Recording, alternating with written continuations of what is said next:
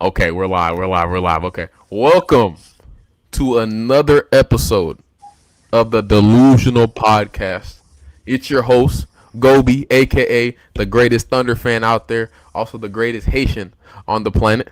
And here are my co-hosts.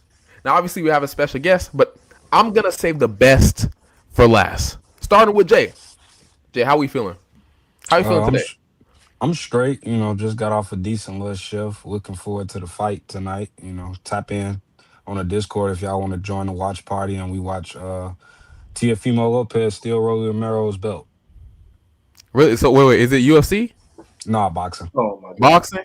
I'm sorry. I'm sorry. No, I'm crazy. uninformed. I'm uninformed. Nah, The I'm UFC uninformed. is crazy. I had to ask. I love UFC, by the way. I love UFC. I watched my first ticket like 2-3 weeks ago, bro. I was shocked. I was like, yeah, this is amazing. But anyways, Wes, how we doing? How we doing today, brother? Cooling, man. Happy to be back. Happy to be potting. Back with the guys. I'm tired, man. Work, but I'm here. So Yeah, I already know you tired, especially what you do, man. Hey, bro. Shout out to you, man. How about you, Dom? I'm feeling good, man. Y'all know, just recently got a new job and all that stuff, so feeling extremely blessed. Went down to go support my family through some hard times or whatever, but we back pod, and I'm glad to be back here with the guys. And then obviously we got my uncle on here today, so Hmm. extremely excited for today's episode, man. Okay. Speaking of Unk, you see, we have this guest here. Now, I want him to explain himself and what he does, or what he does basically. But we have Joe Bugers. Welcome to the show, brother. How are you feeling? How was your Yeah, day so far? appreciate it, man. Today's been pretty smooth today, pretty laid back day today. Just trying to enjoy, my Saturday and this weekend. And before things really kind of pick up and get on the grind, I'm just trying to enjoy the time that I got with the family before things really get going. Oh yeah, for sure. So obviously we know some of what you do, but would you mind informing all the fans, the guests, all of us out here on what you do? Oh man, well actually I've had kind of a long journey, but one of the main reasons why I'm sure that I'm on here is what I used to do Okay. was I was in the strength and conditioning field and got some experience at the high school, college, and professional level, and then currently now I work at a middle school as a dean of students. Oh, okay. Okay, that's really nice. So have you ever hooped like for real? Yeah, yeah, yep. Yeah, I hooped through high school. I hooped in college as well. Really? Wait, what Yeah. school did you go to?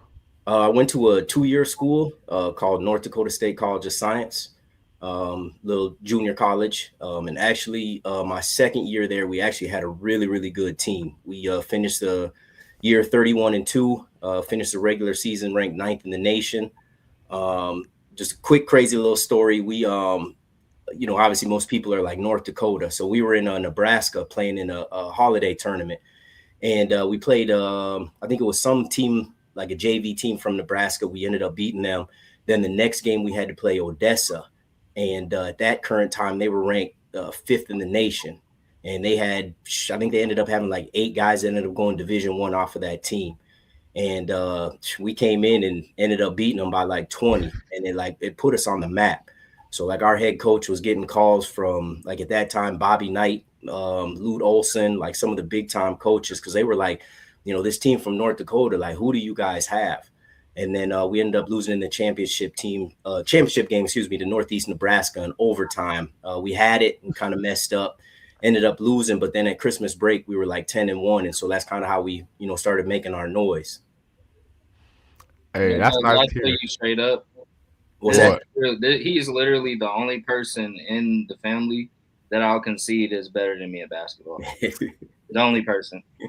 Nobody else in our family that I think is better than me at basketball besides him. For real. Dom swore he cold, man. He swore he cold. He swore he got better high school film than me, but hey, I get it, bro. I get I it, know he man. does. He got some work. He got some work though.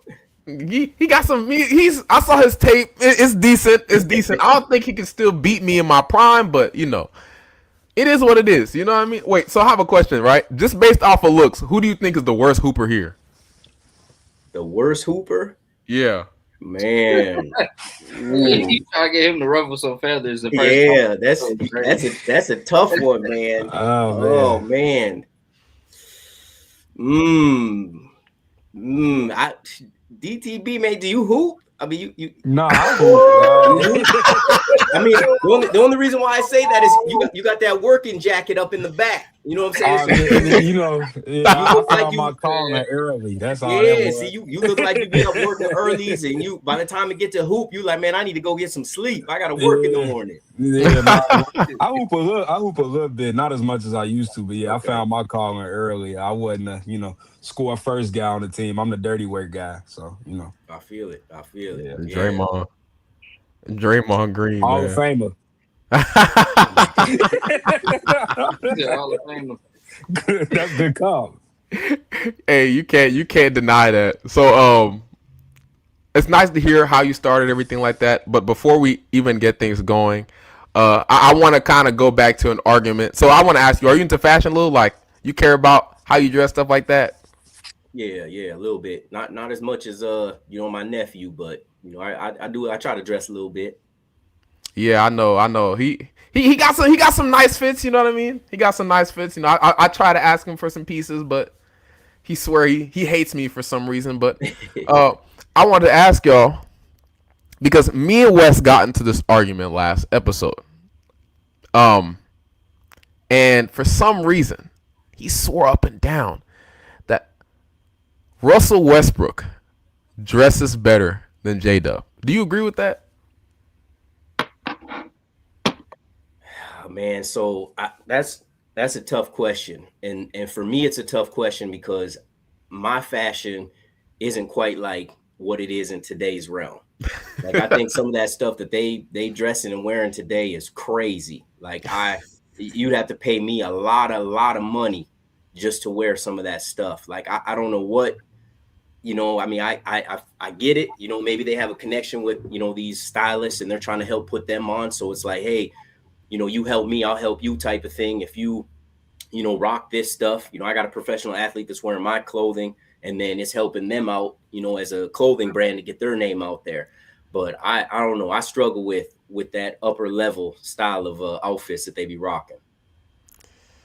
Yeah, me too. I'm not gonna lie to you. I a lot of the stuff. Maybe J Dub. I could rock J Dub stuff. J Dub is like you could wear that casual wear, but Russ, even his best fit, like Wes said, although his best fit was solid, it was a suit. Most of his stuff, I'm not putting on. What you picked? What are you talking about? I'm just saying, bro. Way You better fits than what the 5 you threw out there for us. And the 6, the alternate. no, he does not. Yes, he does. No, he doesn't, bro. That's when I just have You can't argue me on Russ fits because I know what you picked. I can't argue. Okay, you want me to pull? We're gonna scroll through Google real quickly. You don't need to, bruh. Yes. You We're get gonna on your scroll fanboy through stuff Google. with it up, and then let's move to some things that. I just wanted to show him real quick. I just want to show y'all real quick because I just really quickly, my boy, he's not like that, and it's okay. It's okay, bro. You telling me any of these fits are decent? I hope Go Bells though. When you're getting into fashion, there's always an ugly phase. So there's always a phase of like where you're trying to figure out like how you like to dress, what you like to dress in. You're trying different things. You're trying some stuff that may not work, or you trying some stuff that may work. Because even Dub, I'll be honest with you, there's been times where he's thrown on things, and I've been like, all the pieces are cool, but the way you put it together was trash. So it just depends. But I ain't gonna lie, I do think Russell Westbrook is very overrated as a dresser. Can't lie. Dog, Very I overrated. don't see a single good fit in this entire column, bro. Like not Where a is this single from, good fit, Nicholas? bro. Do you have any updated? I looked through. I'm going on Google, straight Google, bro. This is not good. This is Bing. I went on Bing. He doesn't have a single good fit Why are you on I mean, Bean? that's your opinion, bro. Like I'm I just don't saying. I'm just saying, bro. Anyways, let's get back to the real stuff, right? Because y'all hating, bro, and I get it. I get it. I get it, bro. I get it. Okay. So my bad. Bad co-host here. Bad hosting. Bad hosting. Real quick. But I just want to ask you, real quickly, like, how did your journey start? Like, how did you get into what you did, basically? So it all started when I got out of college. I started personal training at the health club, and then I actually started off down in Midwest City. I was down there at All American Fitness, training down there. My best friend hooped for the University of Oklahoma, so I decided to move. I'm from Minnesota, so I ended up moving down there, just kind of finish out his journey. Kind of be around him and support him. Did that for a year. Then I ended up moving down to Texas, and then I was down there for just about a year, and then had some family stuff, and then ended up moving back up to Minnesota. And then I got affiliated with Lifetime Fitness, and so I had been training there for I think about 2 years. And then a family friend of ours called me up and told me that they were doing an internship with the strength and conditioning with the Timberwolves, and asked if I'd be interested in that. And of course, yes, I would. So I got him all that information that day, got my resume together, references, everything, sent it off that day. Sat back, waited a couple days, got a phone call, said that they wanted me to come in for an interview. Went in for the interview, waited a couple days. They called me back and let me know that I got the job. So I went back to Lifetime Fitness, and the crazy thing is I told them about it. I said, hey, I got this opportunity to do this internship with the Minnesota Timberwolves. I'm not quite sure yet, what my schedule is going to be, because at that time I was planning on doing both, because obviously non-paid internship, getting paid as a trainer. So I, wanted to be able to do both of them. Then all of a sudden, like a day or two later, they came to me and they were like, yeah, you're not going to be able to do both. And I'm like, what changed? Like all of a sudden in a couple of days, now you're telling me I can't do it. And you haven't even asked me what my hours are, when I need to be there, what the schedule is. So I took like that night to kind of sit down and process it all. And it ended up being a no-brainer for me. I was like, the opportunity to work with a professional team like that comes, sometimes like that once in a lifetime. So I ended up going back to Lifetime, and I told them I was done. It was one of them things where, Lifetime Fitness, I felt like wasn't going anywhere. So if I ever wanted to try to get a job back there, I'd be able to, apply maybe maybe not that specific facility, but a different one. As in, if I say no to the Timberwolves, that opportunity never could probably come again. So I ended up quitting at Lifetime and got on with the Timberwolves. Wow. That's fire. And then, like, shoot, like you said, you could have went back there. Like, you overqualified now to go back there and work. I work with the Timberwolves, nigga. I'm just give me the job on the spot.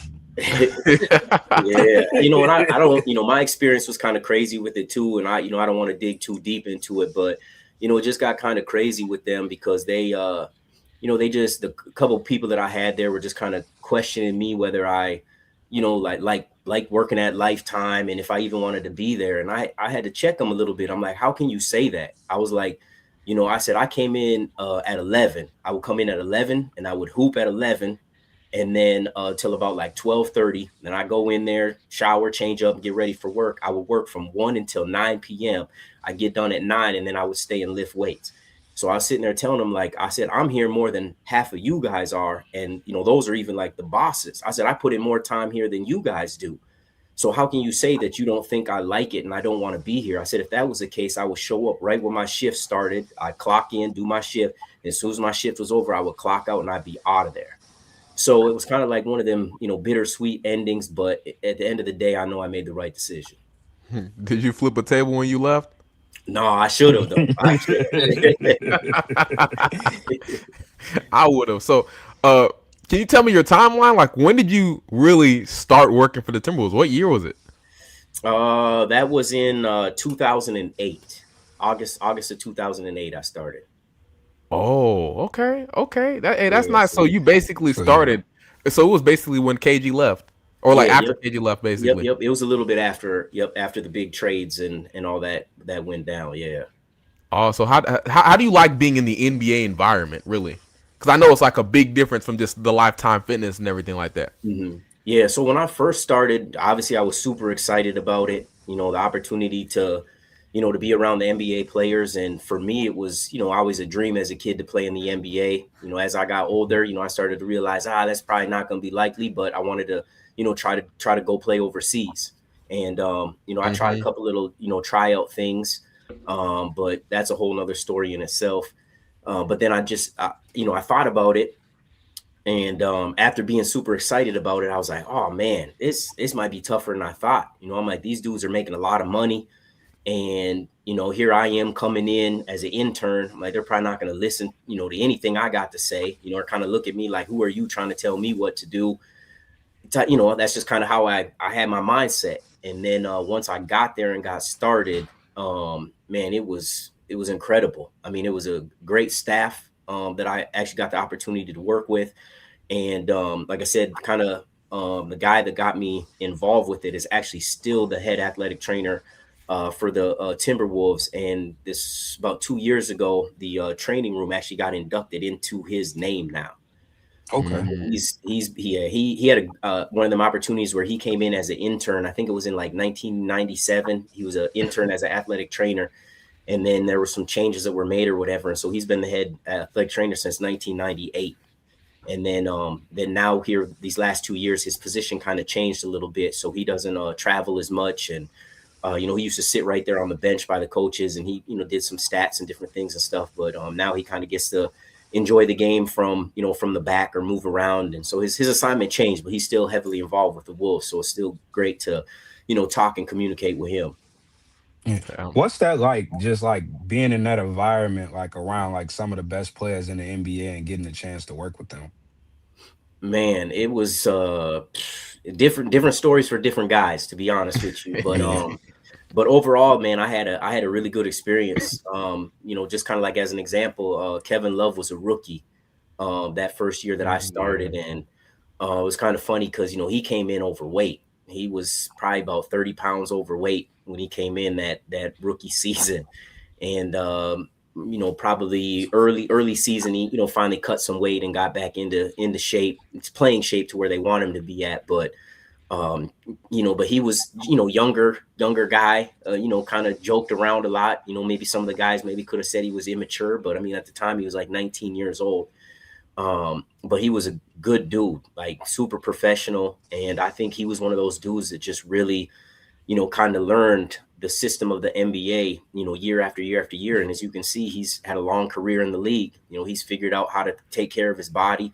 I know I think it was his second year with us. He ended up getting a personal chef. So he had a chef at his house that would cook all his meals and stuff for him to make sure that he was eating right. And, he was lifting weights, and he was just on that professional routine. And now he got long longevity in the league. He's still in the league, man. He's trying to get a Mm-hmm. spot with Braun. Mm-hmm. I Like, don't know if you remember this, but and I hate that I have to say this after I ask you this question, but do you remember whenever you had Kevin Love actually write me a personal like letter or memo or whatever before my basketball season has started? Mm-hmm. Mm-hmm. I ain't gonna lie to you, I don't know how I lost it, but I lost it. I wish I still had it. I had it attached to my board that I keep with me, and somehow I lost it. But that's one thing that I'll never forget. That was fire to me. Yeah, and there's, like I said, there's a lot of those guys, that are like that kind of caught me by surprise. I had kind of went through some times, and actually, now that you mentioned that, I actually still have this letter to this day that Damian Wilkins, had wrote to me. I was having some issues with the car that I was driving, and he kind of helped me out a little bit, and ended up writing me this letter. I still got that to this day.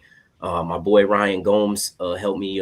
I had some rent issues, one month, and he helped me out. My boy Craig Smith, man, he's Yeah, gone shout out above Craig. and beyond Craig. anything that I could ever imagine, that you would think professional athletes would do. So I greatly appreciate those dudes, and I still am in communication with a couple of them. Oh, okay, that's what's up. that's super nice. You think, and this probably isn't just me. Sometimes, thinking in the NBA, like you walk into the NBA environment, you think a lot of players are a lot meaner, things like that. But when you see things like that, no, it really changes your views on people. Because some people they get money, it goes to their heads, things like that. But that's really nice to hear, right? That's really nice to hear. So like when you train people, like do you smoke them? You get them. You do up downs basically the whole time, or No, so that's a crazy thing that I had to learn when I got in there at the NBA, because there's a lot of times I look at these dudes and I'd be like, that's all the weight that you're doing? You know what I mean? Like you're 6'8", 240, and you're over here with like some 50-pound dumbbells on dumbbell bench press. Like what are we doing here? But as time goes on, that you learn, these guys are, making a lot of money, and, you got to invest in that, and they can't be getting injured in the weight room. It's just a quick story. The Sacramento Kings, I can't remember his first name. His last name was Garcia.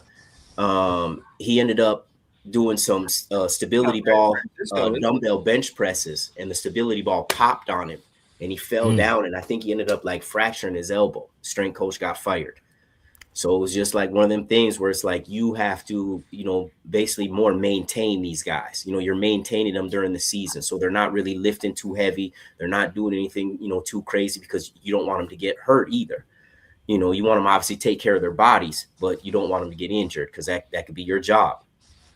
Yeah, I remember JJ Redick getting into it a little bit. He was talking about how like certain teams and even like the trainers like uh push you to like a certain point in the season where you red line, and it's kind of like, all right, you playing at your best, but we want to kind of preserve you for the rest of the season, so we might sit you a couple of games or pick whatever games, like you might not be like, you might not want to get up and play the Sacramento Kings, but you can get up the next day and play like the Miami Heat, for example. Was that like a thing around you guys' organization at the time, as far as like just making sure like players aren't overexerting themselves throughout the season? The times that I was there, we weren't winning a lot of games. So our guys, they were pretty competitive, but it was, more of the teams that we were playing. Like to see the Target Center now, to see the attendance of what it's like now compared to when I was there, is drastically different. But even now, though, obviously, the stars on the other teams, is kind of what I feel, from my opinion, would kind of motivate them to get them up for those games to play.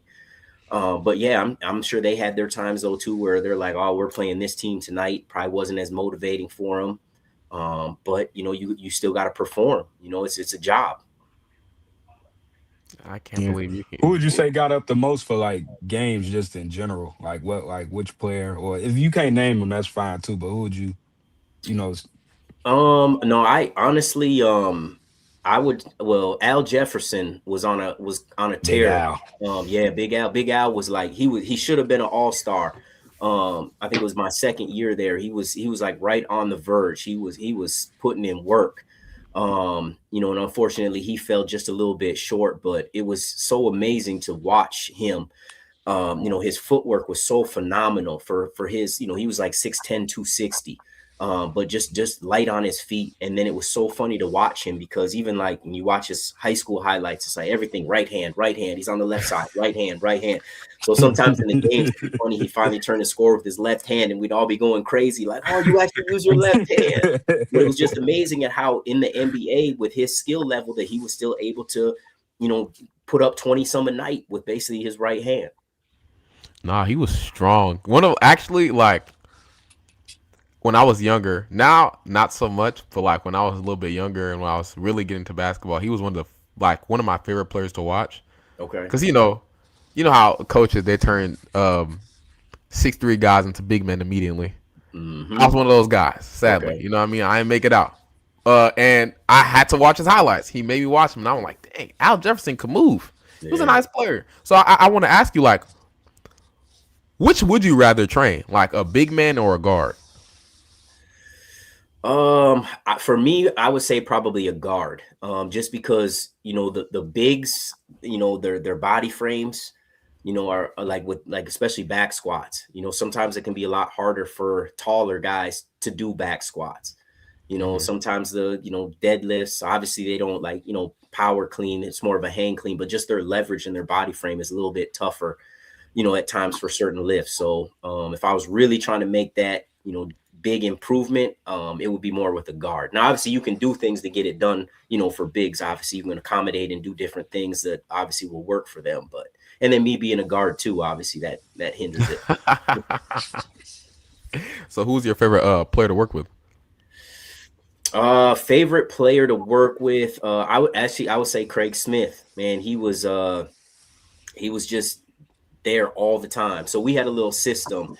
And I don't know what it's like nowadays, but our guys had to get in 15 lifts each month. So we had like a little chart up on the board that we would keep track of the times that they would come into the weight room. So they could come in before practice, they could come in after practice, and then sometimes even on the road. So like if we traveled, I didn't get to travel that much, but if they did travel, like sometimes they would check into the hotel, they could go down to the workout area there and get a workout in that night. But Craig was there, man. There was times he'd get competitive and he'd be up there just about every day. He had a mark up on the board with lifts, but he was the type of guy though that he wanted to stay in shape. So he'd come in before practice and he'd get on like the treadmill, and then he'd go to practice, and then after practice sometimes he'd lift or vice versa. But just about every practice, that was just his routine. And like I said, I got to know him pretty well, so it was fun hanging out with him too. Yeah, dope dude, man. Dope dude. I actually like Craig a lot. Let's okay, because I ain't trying to dictate the episode or anything like that, but let's continue with regular scheduled program, and then closer, not to the end, but like throughout it or whatever, we can ask some more questions.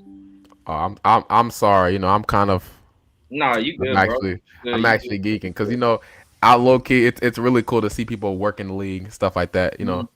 My first time interviewing somebody, so I'm sorry if I'm fanning out and everything like that. But this is truly really cool to me. I'm not even gonna lie to you. I'm really excited to have you on this episode. I just want to let you know this right now. But so in the NBA, I'll say this: since we've been on, not much has really happened, honestly.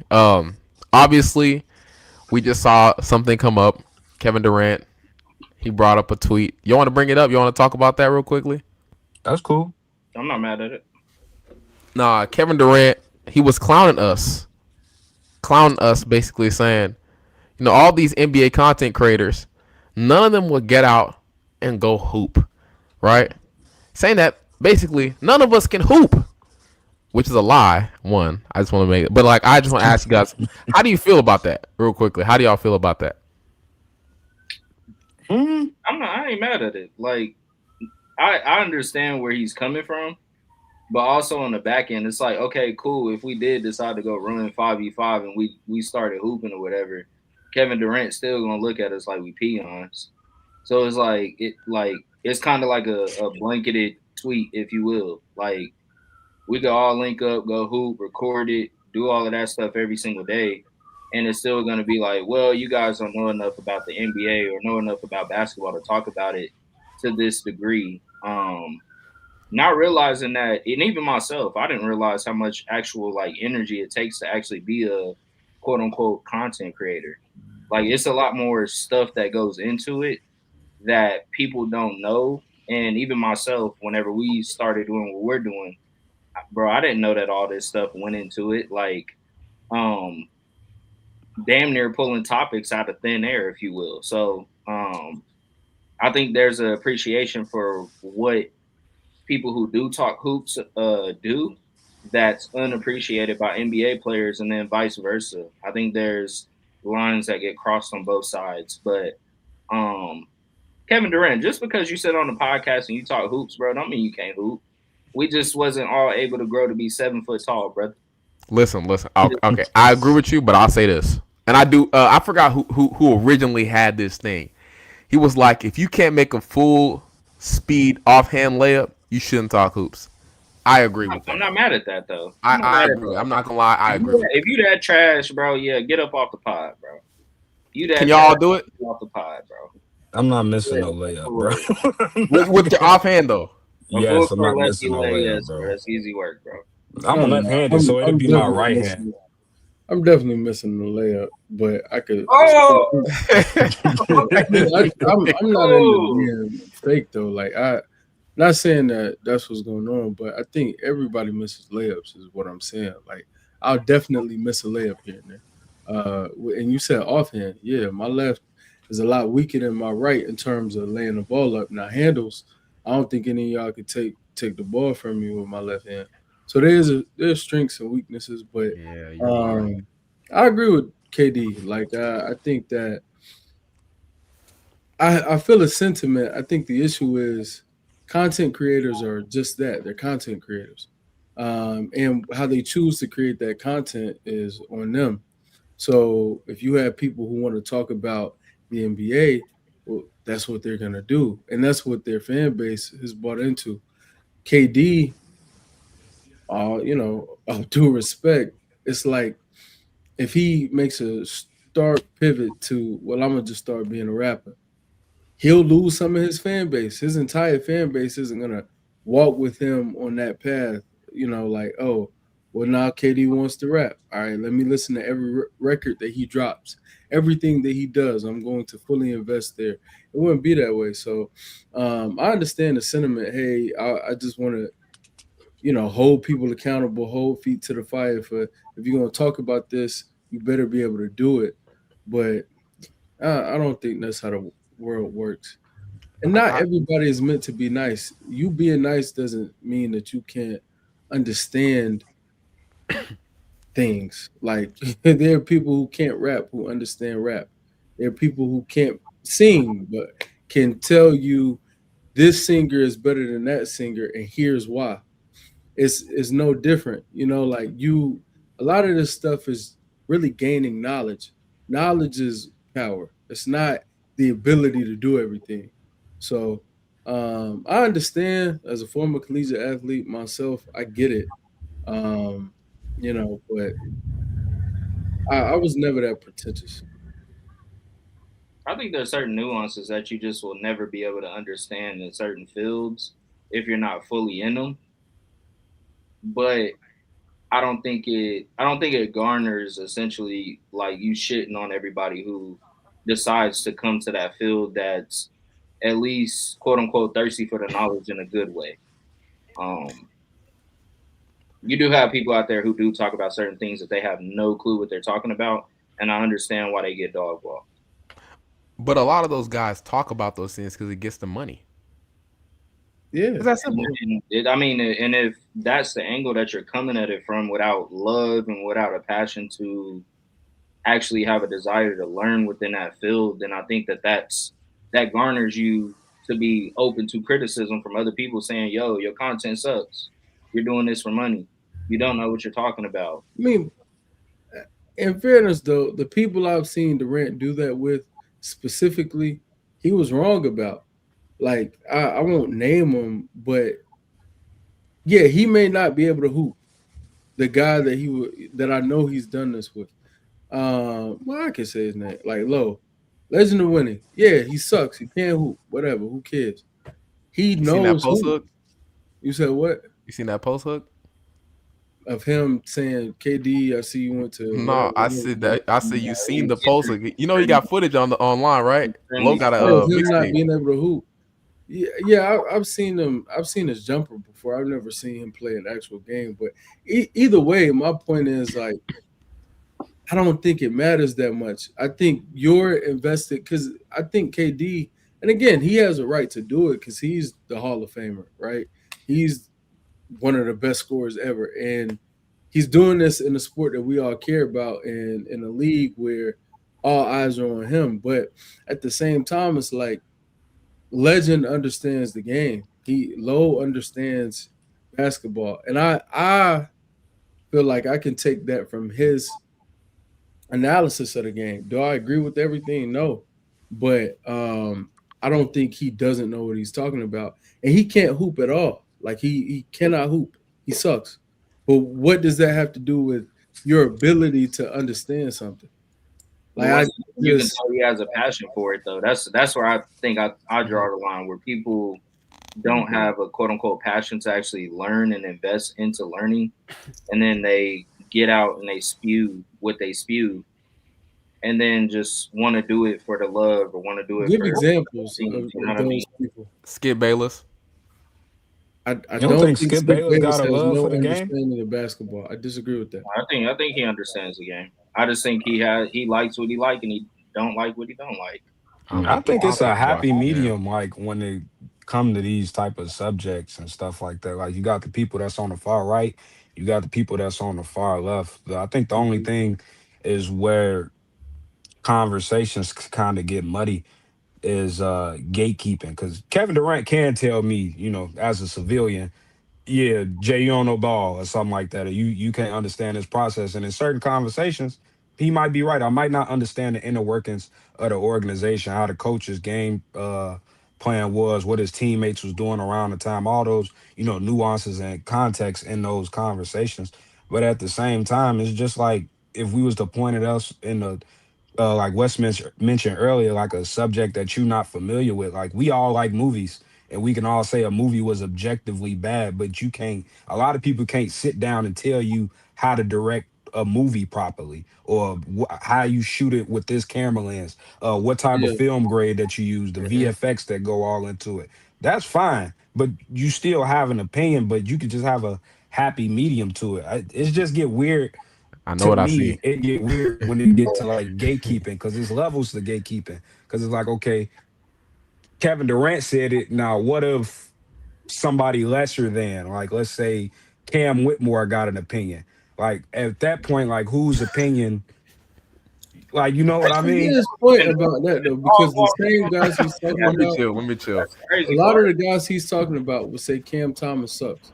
A lot of the guys he's talking Hmm. about would say a Mike James sucks, knowing that Yeah. Mike James is one of KD's best friends.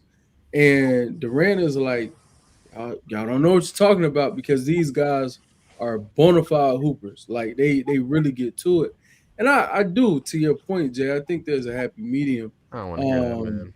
but at the same time, I think it's coming from a place of I don't like that there are people in this world who sit and nitpick and pick apart people in their professions. And that is something that even though I'm on the pod, I tend to agree with. I do think, and I feel that like I'm a rapper. There's a part of like everybody. I was just telling my man this earlier, bro. Everybody's an audio engineer. Everybody's a record exec. Everybody can sit and hear. Oh, this needs this level. That one needs this. Oh, the mixing is off here. Like, shut up. Everybody doesn't know. Everybody isn't that well studied and that informed on what they're speaking to. And there's validity in that. There's real validity in that. So I'm not mad at KD for it. So Joe, you do you agree with what he said? Man, that's a tough topic, man, because it's like 50-50. And the reason why I say that is it's I was kind of having a conversation with my nephew about this about a week ago. And it's like when you have a coach, like, right, you have a basketball coach, right? Maybe that coach never played basketball, or maybe he only played like JV basketball and that's all he ever played, but he could still become a really good coach. You see that. It's just like I used to get into doing like individual training, and then you're up at the health clubs and stuff and you see these other guys who can barely hoop, and then they're over here training kids. And it's almost like, I mean, it's crazy, but in a way it's like you can't hate on them. Like if you're making money doing it, I can't really be that mad at you, you know what I mean? Like I can still kind of be like, man, what kind of drills is this guy doing, or why has he got these kids doing this, or whoa, what is going on here? But if he making that money, you know what I mean? Like it's hard to take that from him, and that's why I used to be like that too. Because in the health clubs, just as a personal trainer, we'd have some guys that were a little bit bigger, maybe overweight, but that knowledge, they were like super book smart, knew the body, knew all the details, everything, right? But as you're somebody that wants to get in shape, are you going to want to train with somebody that looks like that? Or are you going to want to train with somebody that looks like they're in shape and they're cut up? So Hmm. it's kind of like that 50-50. I've had some coaches that were really good coaches that never really had a background in hoop. I've had some coaches that were former players that coach. So it's on that borderline. A good example of that, like how you mentioned, far as like who is the trainer that you go with, like the guy that's like super in shape or the guy that's not so much. Like if if you watch boxing, if anybody know who Bo Mac is built like a lazy boy, but at the same time, Bo Mac is one of That's the best coaches. unfortunate, man. He about five. He about 5'8", 350.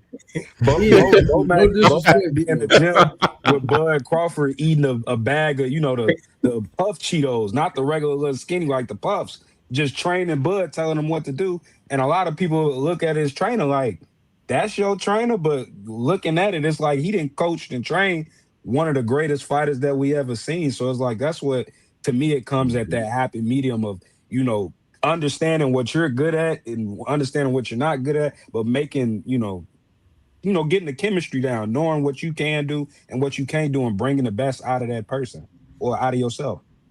Yeah. No, that's true, but I kind of want to get to something else because some news did happen. Some No. news did happen in the NBA. Some news, a trade that I low key secretly forgot, but I Weird was going nigga thing. crazy over this. Uh, so Peyton Watson, he's finally off the Denver Nuggets. They signed and traded him to the Cleveland Cavaliers for Max Strus, which he was sent to the LA Clippers. The Nuggets got a first round pick and a second round pick unprotected back. The Clippers, they ended up getting Max Strus, and I think a pick back as well. Cleveland, they got back. It was like it's a huge 5-teamer, by the way. And I wanted to ask you guys how you feel about the trade in general. That's Jay's man's P Watt. Oh, That's P Jay's. Watt, Yeah, P. That's Watt. your man. I like P Watt. I think that was a big like a nice pickup for the Cavs, even though I didn't want them to go to the Cavs. I would have rather them play for a team like Indiana or something like that, or even us. But we couldn't do that. But I like him on the team because I think he offers something, on that roster, that athletic wing player that they looking for that can also, play good defense on the other end of the ball. So that's nice. It's kind of an upgrade to me over Max Strus. In my opinion, I'm not the biggest person on Max Strus. Other people are high on him. I'm not that high on him, but I think that was a good pickup. I just wish he didn't go to the Cavs because I'm not really high on him going into the next season. I'll be I honest. got, I got a question for you though on the in betweens of that, right? Because you know how like a lot of people will look at players and they'll be like, okay, cool, this dude did it for. Because me and you we was going back and forth in the Discord about this, how a player can do something for like 25, 30 games, and then you got some people who are like, nah, this is who he is. And then you got other people on the other side who's like, I'm not so sure. We might need to see a little bit more. Do you think PY is what he's shown in those limited games last year, as far as Nah, I you really don't. think this is who he is going forward? Or do you think this might be a case where you quote unquote overpaid him with the $88 million contract? Nah, I don't think he was that player in that 25, 24 game stretch. Because prior to the prior 3 years, like he didn't really show that. Whether that's the team not giving him the chance or just not having the opportunity, or maybe he just wasn't that good at the time. But I am on the tip of I think that was a good person to gamble on because to me he got great upside. I think good backline help defender. I don't think he's too crazy at POA, but we can see how that ends up working in the season. Good, shown this season that he can possibly be a good 3-point shooter, even if he's average. He probably don't won't shoot what he did in those 30 games, like those 25 games that he had. But just having flashes of that for a team that needs that in the playoffs, I think is good to take a gamble on. I think any contending team should take a gamble on a player like that. Me personally. I'm I ain't nothing. mad at that take. I ain't mad at that. I'm nothing. First off, You nothing? nah. Oh yeah, I don't. Y'all Oh, already know how. Y'all already know how I feel about Max Strus. Y'all already know how I feel about Max Strus, man. Max Strus to him. hey We already Jay, saw. what I tell you? Listen, bro. Listen. Not This nigga be all getting this, on my bumper, but he the all one who like dirt players. I swear. You're Dom, the one that likes bad He the players, Dom, one who not all like me. this dirt show me, players, bro. all this show Every me is time, why. every player he Remember when like we is did the fucking build a worse, player? bro. Remember when we did the build a Bro, player? every player he like This is hurt, mindset is bro. why his build a player sucked when we That's what sent I'm it in the saying, group bro. Yeah, chat. we can't I run did one through build a player, bro. I did one build a player, bro. And it Oh was my garbage. gosh. Yeah, He listen, didn't bro. meet the threshold. The threshold. Dom got an 86. I got an 88. He came in That at was a not your first. smooth. That was That, y'all I promise drafted to trash God, that was first. mine. That was, I I'm promise gonna to say God, y'all that was my drafted first trash one. first. Nope, you drafted No, trash first, bro. he Yes, you did. upset because he got a 76. You was no. I don't want to hear that, bro. You drafted. Yes, I I drafted. I drafted got. first. No, you didn't. That wasn't your first Yes, one. You made yes, it like was. I you made made an another, all but that was your time. like Then I fourth made a try. current one. His first one That was was your 85. fourth. That was his fourth try. No, his No, it's first one was not. 85. Nah, bro. Nah. Oh, Not you my said fault. you said he capping before he sent Yeah, it. he capping. He capping before he No, sent it. I Yeah, sent it. Okay, That's the that's one yeah, he that did. I had. okay. Yeah, he lied. Whatever. Okay, Listen, bro. all I'm saying is this, bro. We saw what Max Drew's movement shooting did to that team. They're missing it. They're gonna miss it. While I do think he's nice, as a basketball player, I do not think he's enough to cover up the Cavs' weaknesses. And you already know how I feel about Donovan Mitchell, C.J. McCollum. Not gonna change anything. I'm just gonna be honest with you. Yeah, I'm serious. C.J. McCollum, bro. He's not. So somebody, I forgot his name, and this is something that like, oh man, I 100% agree with. Shout out to him. He's like I guess he's a data analyst, or like he makes sites, but I love the way he analyzes data. And he was basically talking about how the Cavs, the reason why this is like not the best is because the Cavs chose Donovan Mitchell over Darius Garland. Like, do y'all agree with that? Do y'all think like they made a mistake? I think I love DG, but if you're choosing one, bro, you're going with Don. You're not going with DG. Especially with the injury history of DG, you're going with Don, bro. Like 75 M's a year or whatever it is that he can get up to, Nigga, ridiculous, toes ain't healthy. extremely Like, overpaid. But He isn't. he's overpaid. But it's cool. It Oh, is. D Mitch? Yeah, he is. You're right. Yeah, it's cool. But Look, DG choosing DG over Don, nah, that's nah. yeah, where is this question? Who asked this? No, he said I forgot who it was. I'd have to look him up on You can Twitter, but chime in too. We just be talking too on the. yeah, like yeah, hey, you could because I see him nodding his head. He was like, Yeah, I was like, you so I like know you didn't like that CJ can, McCollum comparison. You could call him No, out. I think you got to go with Donovan Mitchell. He just more of a proven player at this point in time, and just his pedigree and what he's bringing to the table right now. You go with him. my thing is like all he and don't get me wrong, the game is about buckets. I'm not gonna sit here and act like it isn't, but like he doesn't do much outside of that. He's not guarding anything. He's not gonna pass the ball because he's a ball hog and a chuck. You got a guy like Darius Garland who's gonna pass like CP3, who can score the rock, run an offense.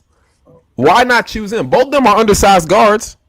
That's all I'm saying, man. I think Why you choose switched them the for the worst stinky player beard nigga that y'all love. who's less available? Why choose the guy who's you know what not that sounds like. and who's worse at basketball? You know what that sounds like. No. Y'all get so fixated, and this brings back in the KD shit. People who like when we talk the game on our pods and stuff, we get so fixated on very specific things. So if you can do two of these things that we care about, then it's like, oh well, I will go with this player, even if there's no logical explanation for that to be the case.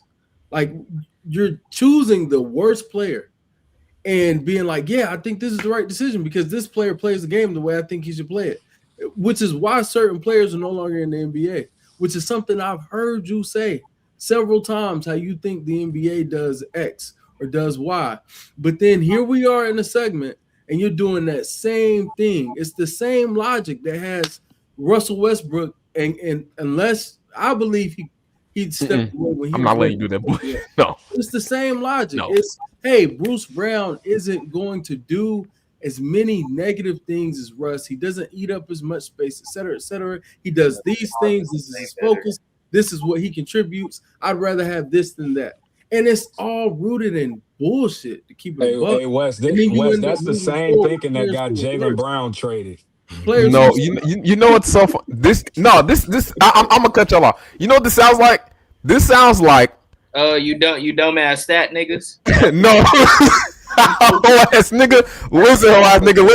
Listen. Cause this is what it sounds like. It sounds like y'all would choose Monte Ellis over Steph Curry.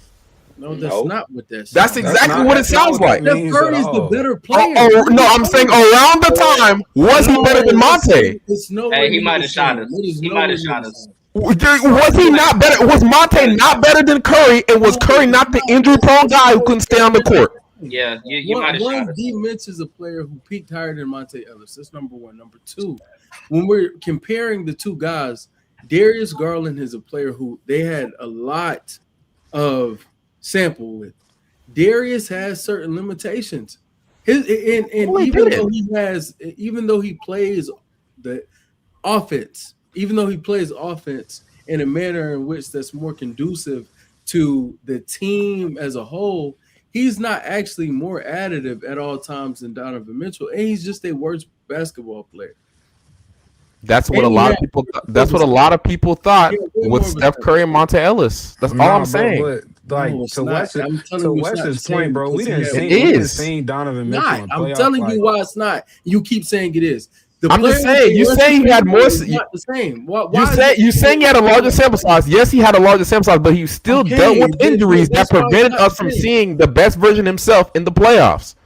That's what I'm saying. Literally every playoffs, Darius Garland dealt with injuries. Curry was it's not also even having the playoffs though. It's the regular I'm seasons as talking his well. entire sample. Curry was dealing with injuries earlier too. That's No, all I'm I'm not saying. saying that, but It sounds real similar. It sounds real similar. And it sounds like if you guys were in that time, y'all would have chose Monte Ellis over Steph Curry. It's the same thing. It's such a bad pair. It's not because these players, they're two in terms of talent. Donovan Mitchell is way better than freaking Monte Ellis. I don't see how you could make that argument. I don't know, bro. I don't think something. It's not about being way better than. It is because when a player is much better, then you're having a conversation on, do we want to move off of a player who we think can actually get it done? You disagree. You're lower on D Mitch than other people, and I have no issue with that. No qualms there at all.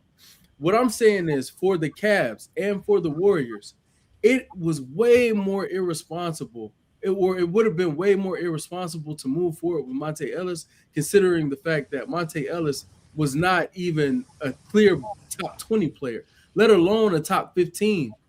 D Mitch not a top 20 player We're talking either. about D Mitch. He's a top 15 player in the game of basketball. He's not a top 15 player. Yeah, and that I have no qualms with that, but I'm telling you, that is going to be the overwhelming majority.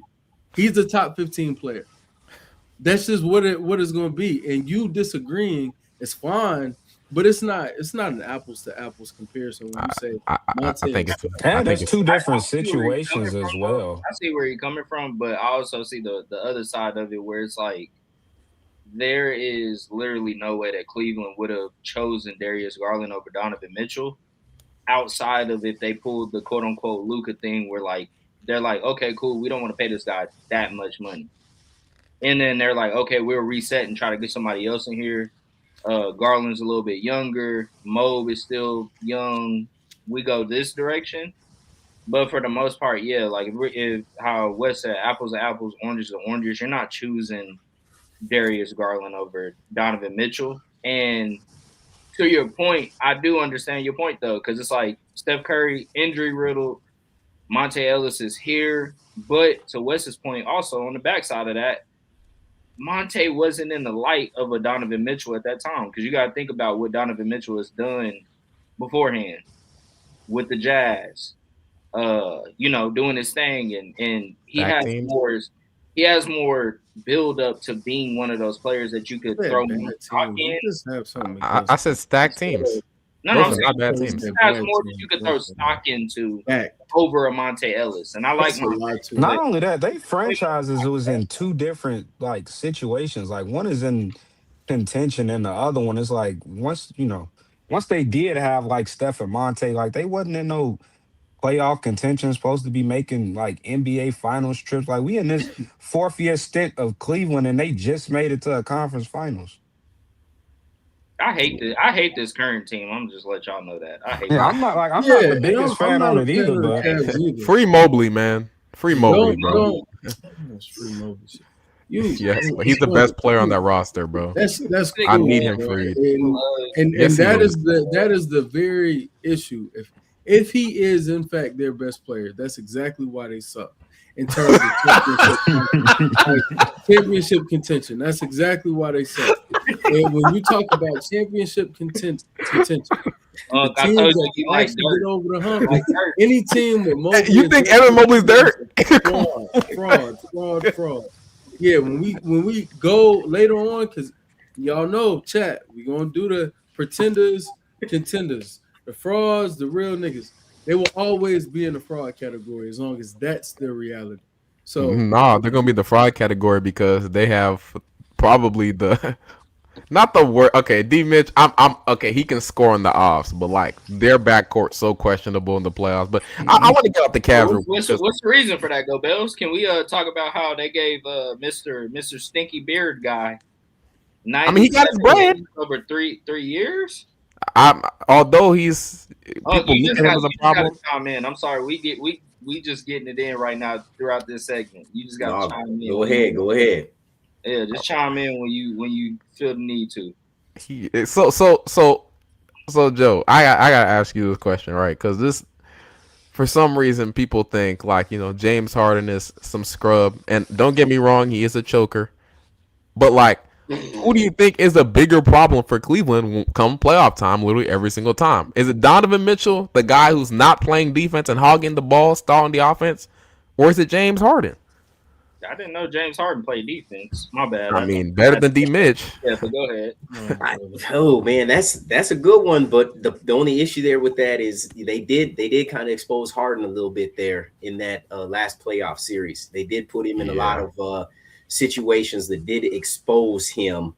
And I'm a James Harden fan. I mean, I like James Harden, man. Back when he was with the Rockets, that was my guy. But I mean, even then, though, the defense really wasn't his thing. He was on a mission to just get buckets and do what he had to do. But if Cleveland does want to, get to the finals, he's going to have to adjust his game and, start playing some defense. Otherwise, teams are going to continue to expose him and put him in them type of situations. And then that's not going to look so good. But hopefully this offseason, they're sitting down with him, showing him some different things on film, working on some different stuff. And hopefully they'll be able to, fix and correct that. Yeah, his defense is troublesome. I'm not even gonna lie. Like what they were doing. What game was it? Was it game 2? The one that they blew that lead. Was it game 1 or 2? The one that they blew that big lead. It was 2. Game 1. Well, no, it was game 1. Yeah, what they were doing to James Harden in the fourth quarter, man. I can't lie. That was awful. Yeah, they were. He was getting called into every action. I can't lie. It was bad. But enough of Cleveland, because we all know like they're not gonna do anything. Now it's enough of Cleveland. Nah, seriously, because I want to talk about some. Nigga beards think it's enough of Cleveland. I want to talk about some real bums real quick. I want to talk about some real bums just really quickly because one thing I realized: the Denver Nuggets. They did not get anything back for Peyton Watson at all whatsoever. Not only that, but they decided to sign. No disrespect, great guy, but loser DeMar DeRozan, right? Let's be honest, bro. Did they not get significantly worse? Like, let's be honest. Did they not get significantly worse? Not really. If you look at the lens of like what they're probably looking at it through, and it just depends on your patient meter. Mm-hmm. Wes, I see the face. But once again, this is where the earlier topic comes back into play. They are probably still on the train of if we have Aaron Gordon, which goes back to the if talk. If we have Aaron Gordon, he provides this. If Christian Braun plays up to the level that he's supposed to, we have this. If Jokic and Jamal Murray play better, we have this. So you can see the quote-unquote logical side of the Denver Nuggets on why they did what they did. And then obviously with the second apron, bro, you can't pay everybody. So it's unfortunate, but you did what you did. You laid the egg, you got the hatchet. You paid Christian Braun. You paid Gordon. You paid Jamal Murray. Obviously, you're going to pay Jokic. So these are the eggs that they laid, and they got to hatch them. And unfortunately, sometimes this is just the way that it goes. Now, Could I say that they Yeah, got worse? I I don't view don't. them. I don't You view them saying all as. this to run from the fact that they got worse? They got worse. How? They got worse. How did they get worse? How? They They didn't lose. They took didn't a lose better anything that basketball their quote player and unquote core that replaced. they won a championship with. How They did they get took worse? a better basketball player and replaced him with a worse basketball player who also conflicts Who? with how they want to play basketball. Who are you So talking? the only thing DeRozan stinks, Peyton man. Watson is currently for a The lot of man money. averaged 18 a Granted, game for last year, example, though. you said what? The Yeah, man's on the still getting Kings. buckets. Still getting Yo, buckets. okay, bro. He He can does come off the not. bench. He could start The for you. context in which I he mean, I'm gets just saying, buckets. he averaged 18 a game. That's not trash to me. Okay, it's not I'm not trash. saying he's trash. Listen, What I'm saying is I love Debo, but come the on, man. context in which you do something matters. He don't play no So defense, bro. the context in which Oh, he gets his buckets does not align with how Denver plays. So one, we have to adjust some of our play style, and we're doing that for a guy who I don't think at this point in his career is worth it. And like, I'm not sure if he ever really was really worth it because in the playoffs, What's a little another tidbit, and I want you to conversation. keep going though. What's little tidbit, and I want you to keep going. Do you think that DeMar is actually starting on this team, or you think he's coming off the bench? And then yeah, do your thing. If they're smart, he comes off the bench. Okay.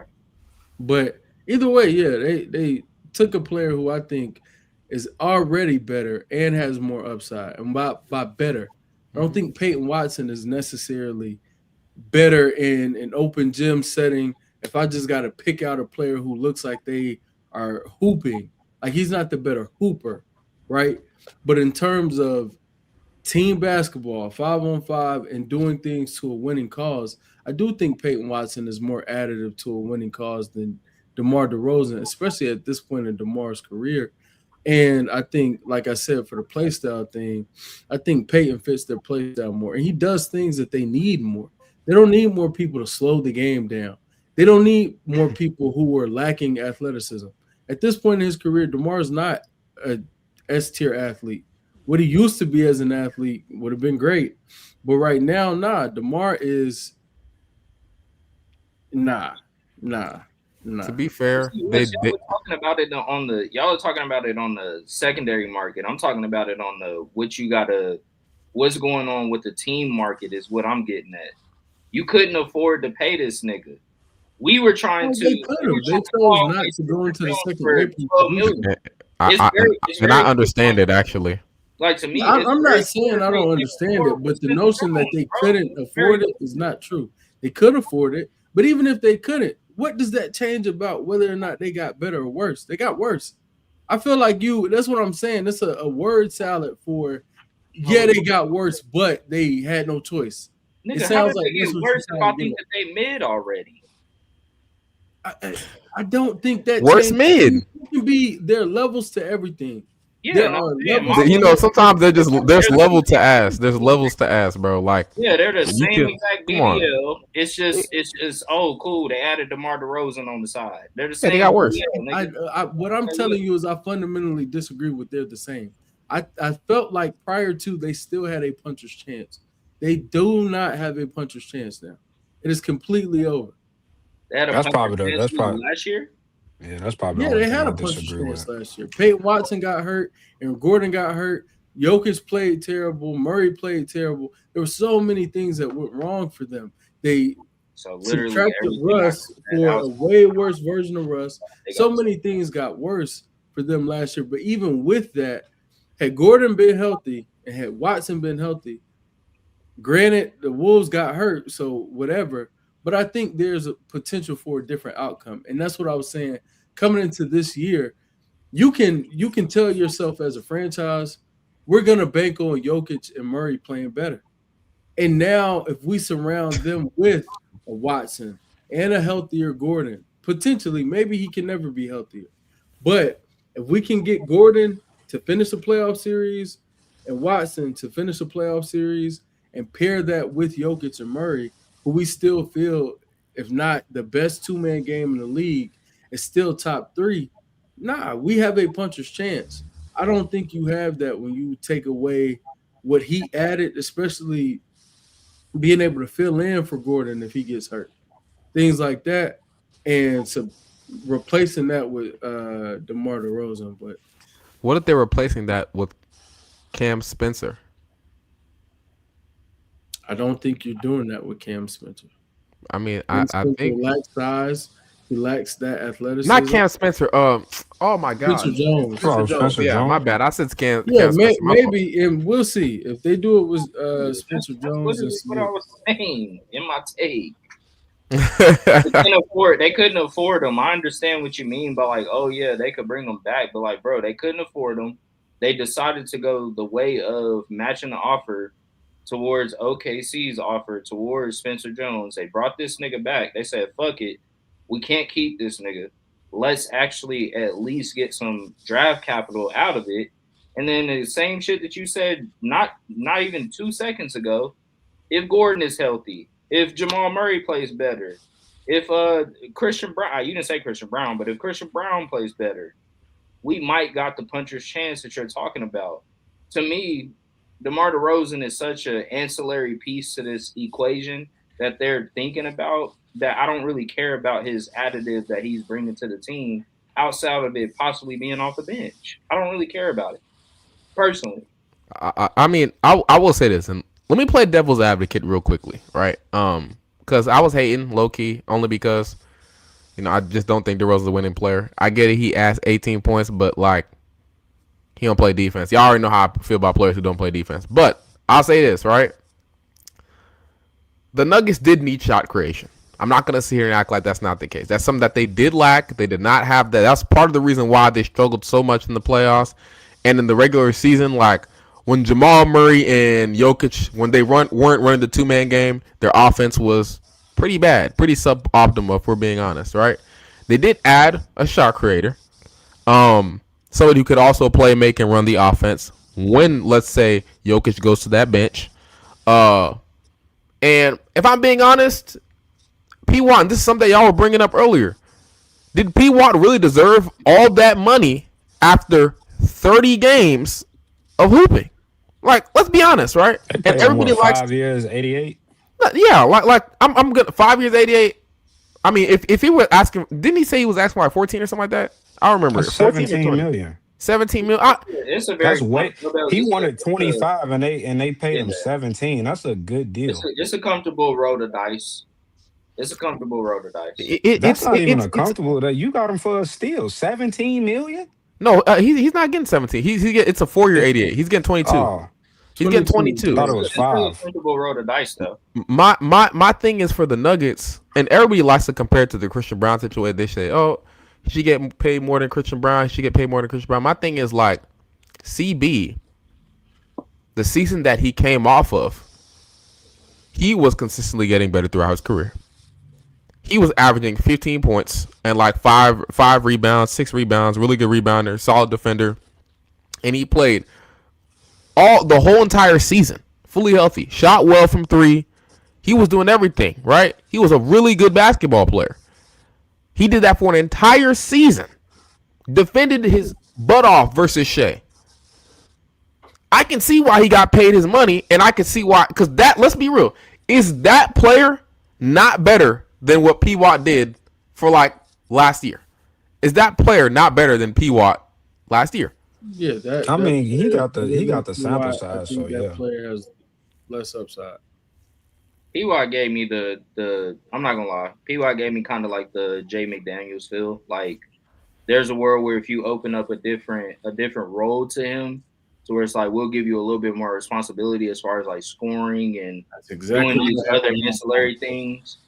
I could see him stepping into that role, and y'all know I'm obviously a Kansas basketball fan, so with Christian Brown, I just think it's more of a your team is ass, but it's just more of a Team is Carolina. y'all in the past. Think of a nigga saying some shit like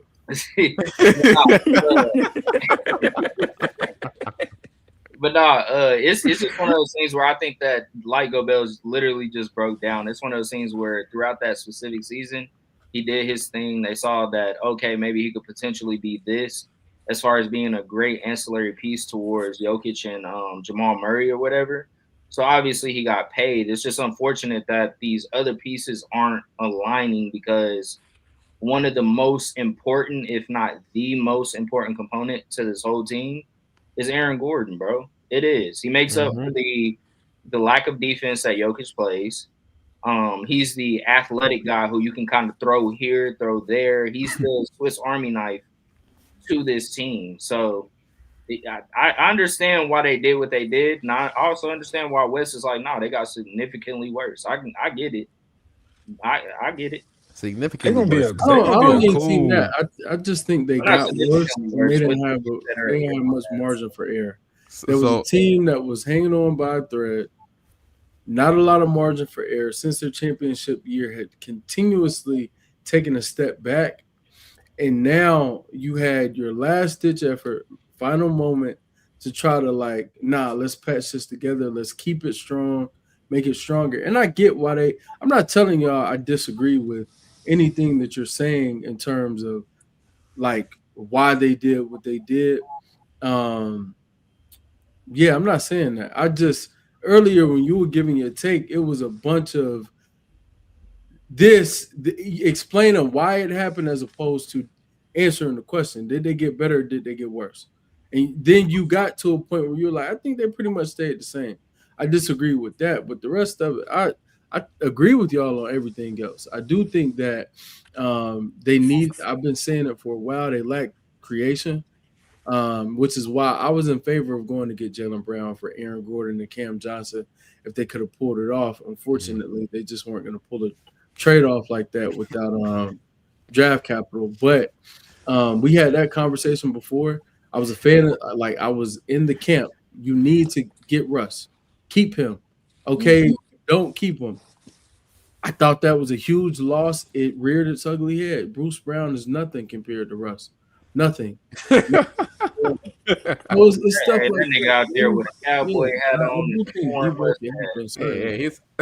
Thank his you. fits are No, clean though. they gonna be a cool regular season team. I just like I wasn't high on them coming into like this season. Like I just didn't think they were that anymore. Like I think we seen the best version of that squad in 2023, and since then it's just been constantly like good ancillary pieces. I could say that just wound up leaving. Like KCP, I know people ain't high on him in today's NBA, but KCP was a solid piece for them in 2023.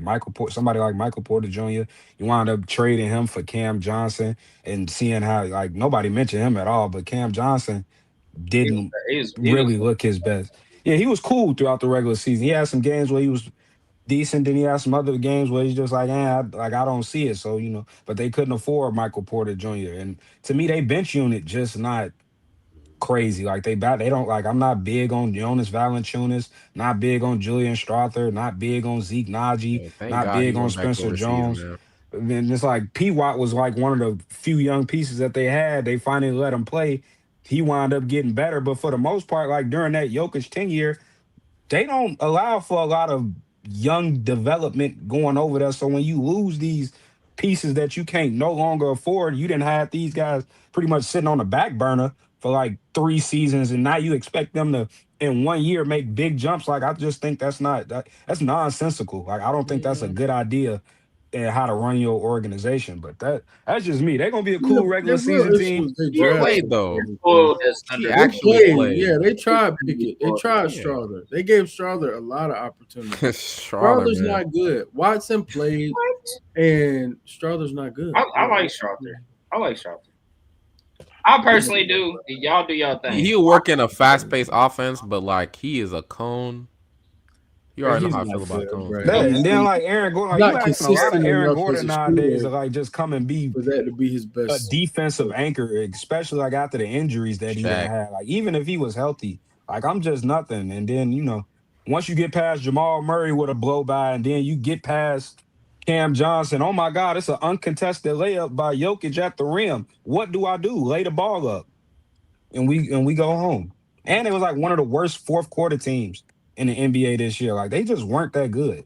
Complete opposite of what they were with Mike Malone. But I wanted to ask y'all real You know what quickly, I like, call them, the chicken nuggets. is I are don't care about them. are the is like with the Nuggets getting worse and like looking at the landscape of the West, and I want to ask you first, Joe. You think the West is finally weak? Is it soft? Is it not what it used to be? Because I know, like, when we were all growing up, that 2000s, 2010s West, nasty. Multiple 60-win teams. Now, how do you see it?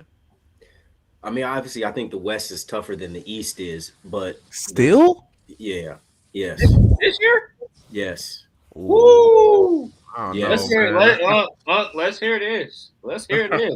I Why? like to hear this one. I do. I do.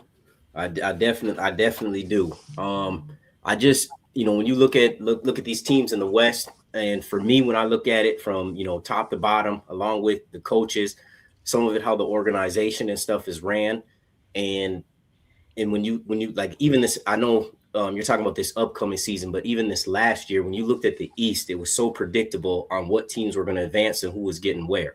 When you looked at the West, it was a lot tougher, right? Because it was more on matchups and who was going to be playing who, and that to me was how I would dictate when I'd be like, man, the West is been the problem. The East, even a couple of years ago, like even with Boston kind of grazed their way through the Eastern Conference Finals. Maybe had the Eastern Conference Finals would maybe be a challenge for them, but going through the first and second round, it wasn't that tough for them. As in, when you look at the West, it's a little bit tougher. Your first round might be dependent upon, but then that second round is a tough one. Third round is crazy. I don't So know. I can Like, see it though, because it's like, The coming in the. previous this years, season, though, I don't know, bro. Like, the I can Wizards see might it be though. the 8th seed. Come but on, bro. yeah, Like, yeah, the that's crazy. 26 and what we're going into 27, I just don't think it's applicable. Like for 25 and 24, I agree with Joe. You had teams where you get into the second round and you have Titans clash, OKC, Denver. Regardless of how people feel about Denver or felt about Denver at the time, because I know a lot of OKC fans are like, "Oh, they were never good," and "Oh, the look at the overall net rating, whatever, point differential, all that stuff."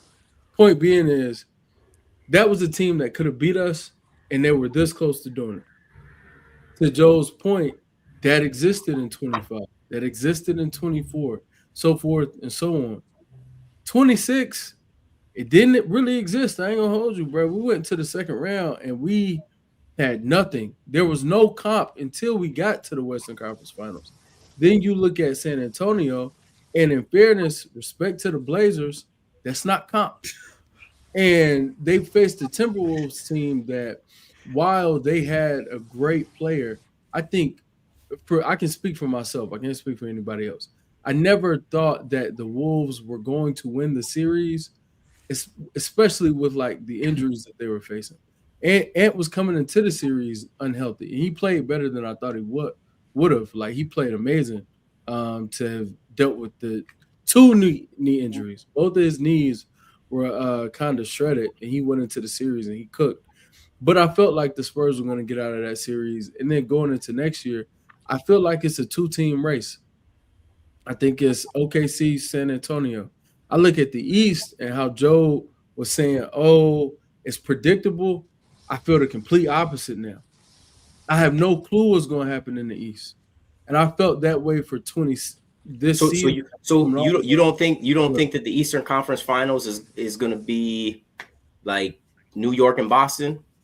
no, I think it could be for sure, Well, and yeah, it could be. I don't Well, I'm mind it just I'm being a just saying six. preseason prediction. No, my prediction preseason would be I'm rolling with the new team. I'm gonna ride with Philly, and I it depends on how the standings fill out in the regular season, but Philly for sure, and it'll be some iteration of Boston or New York, depending on what the Philly. standings Philly are. is not But going to I make it. think the prediction, my point is, even with that prediction, I wouldn't be surprised if Toronto made it. Now they have Kawhi, that went through. That wouldn't shock me in the slightest. I wouldn't be surprised if, like you said, Boston and Philly made it. I wouldn't, or Boston and New York made it. I wouldn't be surprised if Philly made it. I wouldn't be surprised if Detroit can add another piece. If they add just a reliable scorer, a reliable creator slash scorer outside of Cade, I wouldn't be surprised if Detroit made it. So that's five Come teams on, right bro. there that I Indiana. six. Oh, Indiana, a seventh. Atlanta. Atlanta. So now we had 7 teams that I think. Yeah, Atlanta. And, Yeah, Atlanta. Yes, Atlanta. Negro, please. Oh, nah, Yeah, he come on, joking. bro. But Negro. he liked to dare to be different shit, bro. We just Who, me? we gotta accept Nah, that I'm talking about who Go. he is. Hey, listen. Oh, All I'm saying, what was wrong with Atlanta? I all agree with him on Atlanta. I thought he said Atlanta with me. Like, there's no way, bro. No, Listen, I said Indiana. He He gotta said figure out. Indiana. I said Atlanta, but No, Atlanta, I Gotta did figure out they? what to have for That's bull. offense, bro. You can't tell me they didn't get like. Y'all gonna hate me for Who, this. Atlanta? Atlanta got significantly better this That's a team offseason, bro. that you want to watch, bro. It's a whole bunch of defending niggas who can't score for real. That's not true. O can score. Gang. JJ can score. Nikhil didn't walk to score. I'm a JJ fan, but I told y'all literally. JJ doesn't defend. What are you talking Can't about? score. Yeah, he don't guard. That's what I'm saying. He can't score in the half What court. Dom just said is they added a bunch of defenders who can't score, and that is the truth. They have a bunch of defenders who can't score. He a big Aaron Wiggins fan. You don't Yeah, he's mind. Kobe. That's Kobe, Yeah, man. Don't mind. Shout out to him, bro. Listen, we all saw he saved basketball. This man comes over. He's gonna go to that team. He's gonna give them the bench stuff that they need. Is that not true? They added Lou Dort, all NBA defender. I hate that saying as somebody who lives in Oklahoma. Aaron Wiggins play basketball. I fucking hate that saying, bro. I don't like that saying at all. It was I a mean, he troll, did but not. You got No, some he people didn't. that. Game 2, 22 points. Bob Cousy saved it more than him. No, Bob. I'm not even gonna talk about that league. Yeah. I'm not gonna talk about that league because y'all told me I gotta start respecting the old heads, but you know. It clearly doesn't matter, bro. You call. But Wes, it's crazy because this year I agree with you. I do think there's more. There's way more variance to the East than it is the West. But I understand also why my uncle is talking about even last year. It's like if you were to line every team up last year, and I know you technically can't do this, but if everybody was healthy last year, it would have been more of a thought towards like, oh, this team might be able to make it out. This team might be able to make it out a little bit. There would have been more variance to it. Because if you think about it, the Timberwolves was quote unquote banged up against the Nuggets, and nobody thought the Nuggets would lose to them niggas. Nobody really thought that. We being honest. Yeah. Yeah. So Wait, when I they was can't injured, lie. when they was healthy. There were teams that they were Been put in the people air a who little definitely bit. thought they would lose. When Jokic was clamping, when Gobert was clamping Jokic, I was like, yeah, it might be over, man. Now us on the other end, we knew it was built. There were a lot of people who thought they could be had prior to that series. A lot of people thought Minnesota had their number prior to the series, even though Cat was going, etc. A lot of people were like, they're too physical, they're too athletic, they're gonna beat them, and that's what reared its ugly head. Regardless, though, I don't really see we said a health thing. Okay, if the Lakers were healthy, they get 2 games at the most. What you do? It's like already said exceeding us. You said health. Are you explaining that? But there would have been a lot of people. There would have been a decent amount of people being like, "Nah, Luka, you know the little sayings, bro. I'm not saying that it's logical, but the little sayings. Oh, the last time Luka and SGA matched up, Luka got the best of SGA. They be bringing up that 2025 game of 2025. But like people would have been rearing their ugly heads. I don't think that changes anything about the convo, though. I think the convo is the level of talent amongst teams and how these teams fare against the other top teams in their conference. I think to Joel's point, prior to 26, it was very true. Everything he said about the West was true. I think it was very up in flux. I think Luka could have won any year. I think Jokic could have won any year. I think Shea was rising and Shea could have made it happen. I think Bron and AD were still kind of on the outside in the mix. If things swung in their favor, those things were, happening. This year, it was very clear that 2 teams separated themselves. OKC, San Antonio, standard of the West, and nobody else really had a chance. I think in the East is where it was like, who's gonna win the East? The East is up for grabs. who's gonna actually take the mantle? And it ended up being the Knicks. And I think this year the same exists.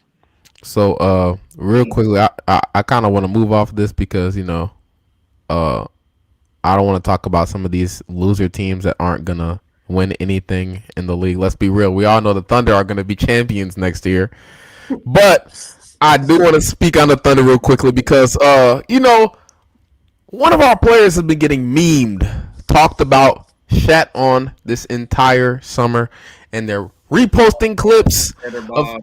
summer runs. And you know what? I can't lie. My boy had a bad clip.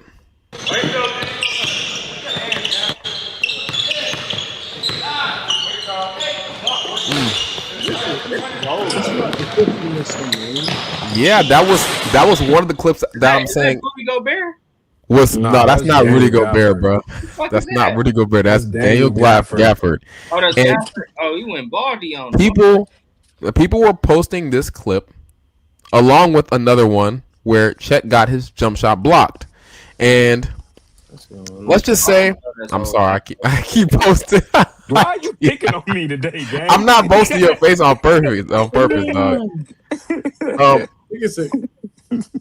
so I just wanted to ask you guys this question because a lot of people, they've been shitting on Chet. They've been getting on him. They've been saying we should get rid of him.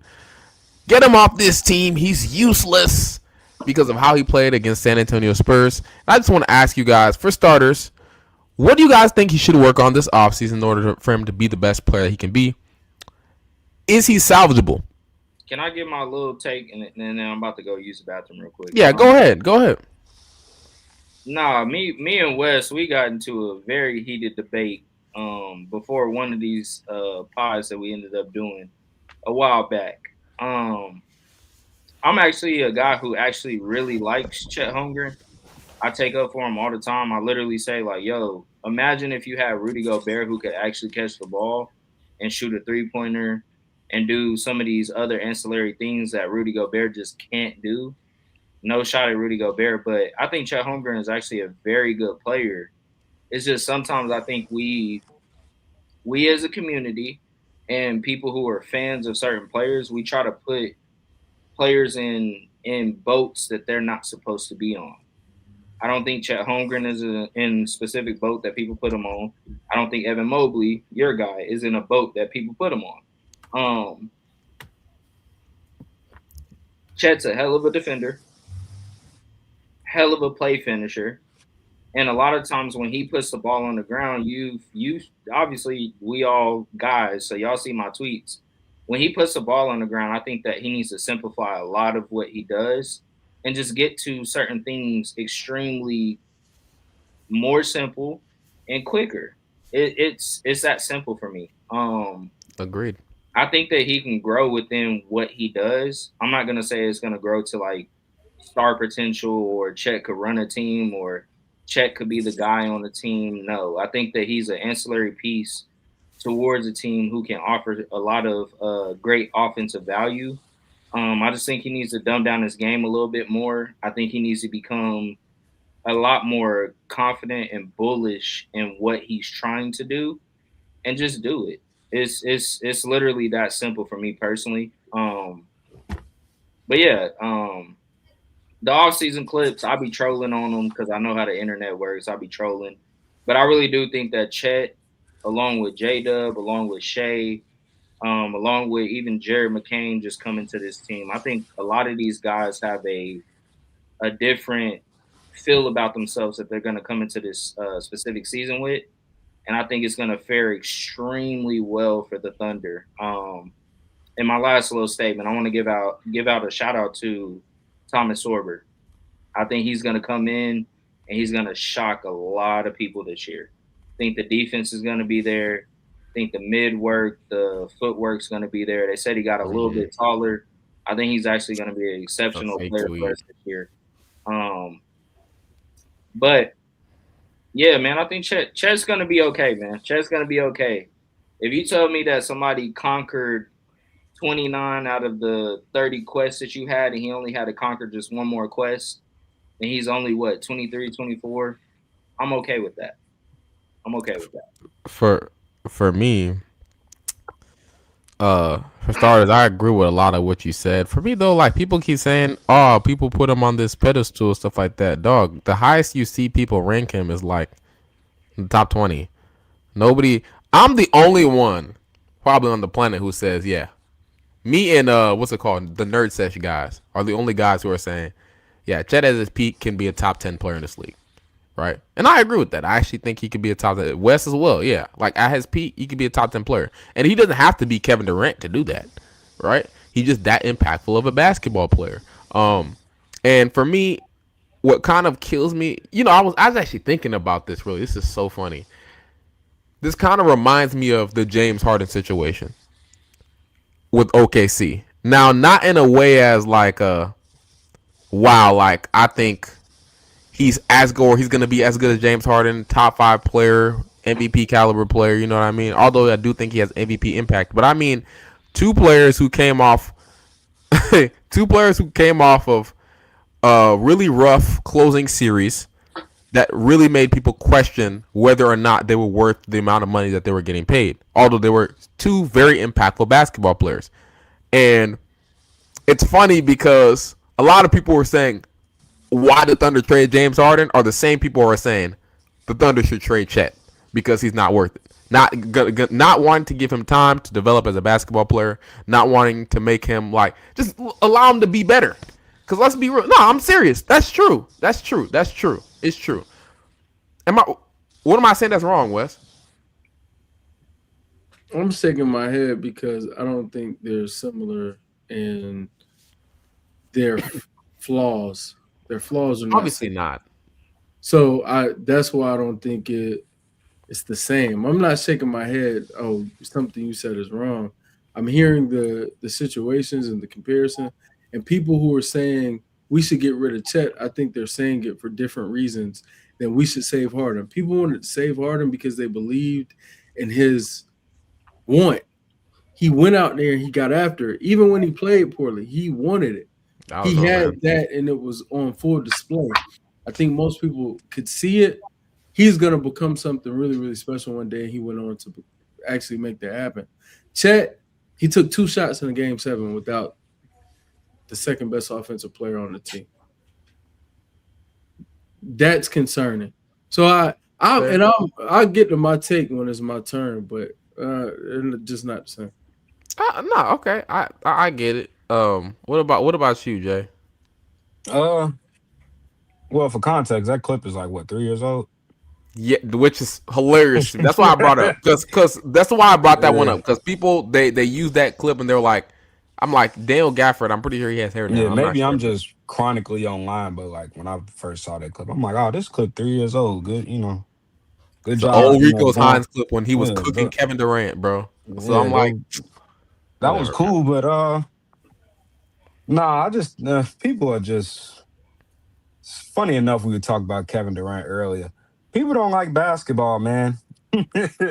And I think a lot of that is you can see what how reactionary like some fans can be. Like I was pretty upset. I actually lost money on OKC not advancing to the finals. So like I was pretty upset, and I was just upset just as a fan because I thought like he should have played better. Wes said the second best offensive player. Shoot, to me AJ and Dub wasn't playing, and he didn't rise to the occasion. Then like the last like what 3 minutes of the game, I remember Coach Mark just sitting them and saying, "Yeah, Jay Will just gonna play lone five, and we just gonna roll with it how we roll with it." So that bad body language, but Embarrassing. I still want people to understand like this is still like a young basketball team. Like this is the second youngest team to ever like win a championship. And I think the fact that we won the season prior is like, people look at us in a different light, which is correct because, we are the reigning champions. So, they expect more from reigning champions, especially like one of the most impactful and highest paid players on the team. That's fine. But these guys are still young. You still got time to get better. You still got some things that you got to necessarily face. And that Spurs team, which is a very good basketball club, I think was one of those things that's going to eventually, like, it's going to make or break you. Like when you see and go through things in your life, or whatever challenges. It's not about what not about, we can't judge you when you comfortable.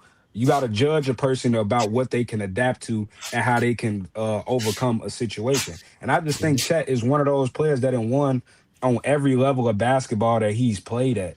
So he's gonna eventually get better. And if he doesn't, I still think that's one of the best five bigs in the NBA. And if he's bad and one what's name, I don't think you trade him just because of that. That's just stupid. Well, We built the roster accordingly and do what we need to do, and we just know where Chet is as a basketball player. But all the things about like trading them, getting rid of them for other pieces that just obviously like don't make we sense. I just think that's dumb, personally. Nah, for real, for real. I have a question for Joe though, real quickly, because I'm also making a video about Chet Holmgren. I want to know from you, since you're a trainer, you already see his body, right? He's hungry, very very hungry. So I want to ask you, like, if you're a trainer, you're going into the gym with Chet Holmgren, like, what's the first thing you're looking at working on with him? You know what?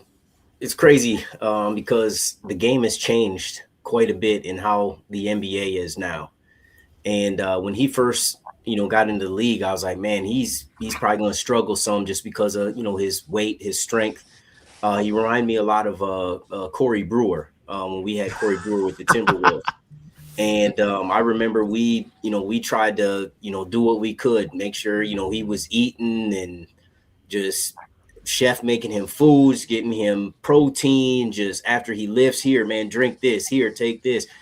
And then you kind of had to think about it after a little bit. And it's like, but if we ended up putting on like 15, 20 pounds on Corey, would Corey still be that player that he was? Would that maybe slow him down? Would that maybe make him not as effective as he was? I mean, it was amazing how they put this thing on him and tracked him like during the game. And this dude was running like 2 miles a game or something like that. It was just crazy how much he was getting up and down, right? But then you think about it, if you put that extra weight on him, is he going to be able to do that? So I kind of think about that with Chet a little bit, but he doesn't have to be as strong and physical in today's game. You know what I mean? It's not as physical and like what it used to be. But now, obviously, him adding some strength, is going to be key to his game. As long as he can continue to keep getting stronger. He's got a great skill set, already to what he's doing, and that's why I think people are already talking about trading him and stuff. Man, he's too valuable to what he does. He contributes, defensively, offensively, man, block shots, he rebounds, he hits open jump shots, he stretches the floor. I mean, he just does so much right now that's a valuable piece that you got to keep. Me personally, I don't know if it was just, that pressure that he had because, him and Wemby went at it in the USA stuff and, he'd always gotten the best of Wemby. I feel like maybe he just put too much pressure on himself for this matchup or, kind of how people hyped it up a little bit between him and Wemby. And, this one got the best of him. You know what I mean? But that happens. This is the NBA. This is the best players in the world. You know what I mean? But now if Chet don't bounce back, Chet struggles again, Chet falls off. Now you might have some talks. You might be thinking that way. But as of right now, you got to keep Chet around. Nah, he has to stay on the roster. I like that though. I Yeah. actually, and I'm so happy you brought that up because a lot of people, they're acting like, just throw on 15, 20 pounds. He needs to be like 240, 250. And I get it. Like, you want to see players get bigger, but we also see a lot of these guys who put on weight, especially in today's league. They deal with injuries, a lot more injuries. We already seen it with J Dub when he Mingus, bulked. He dealt with more injuries. It's Porzingis, just, you said what? Porzingis. Porzingis, yeah, Porzingis is a perfect example because he was just as skinny as Chet when he entered the league, right? He He put on was a a little bunch of bit weight. bigger. He He was a said little he bit tried bigger, it yeah. and he didn't like it. He said he He felt was like he was bigger. He was stronger. slower He and was all more that. physical. But look at his knees, though. But, His knees but are finished. yeah, yeah, I think very, very fair comparison, right?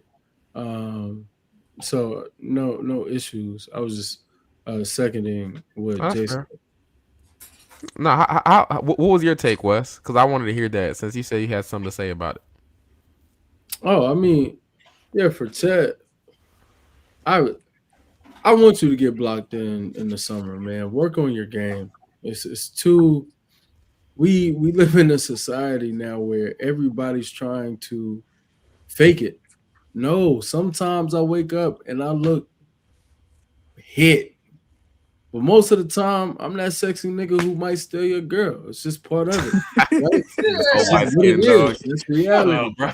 But some days I wake up and I'm hit, gang. I Sometimes, don't some days I wake up as Michael Beasley. Other days I wake up and I can't find him. like that's just what it is. And I appreciate, like Chet working on this game. Get blocked. There that means that we still have room to grow. And also like anybody who could block a 7-footer shot, salute to that player who could block it, right?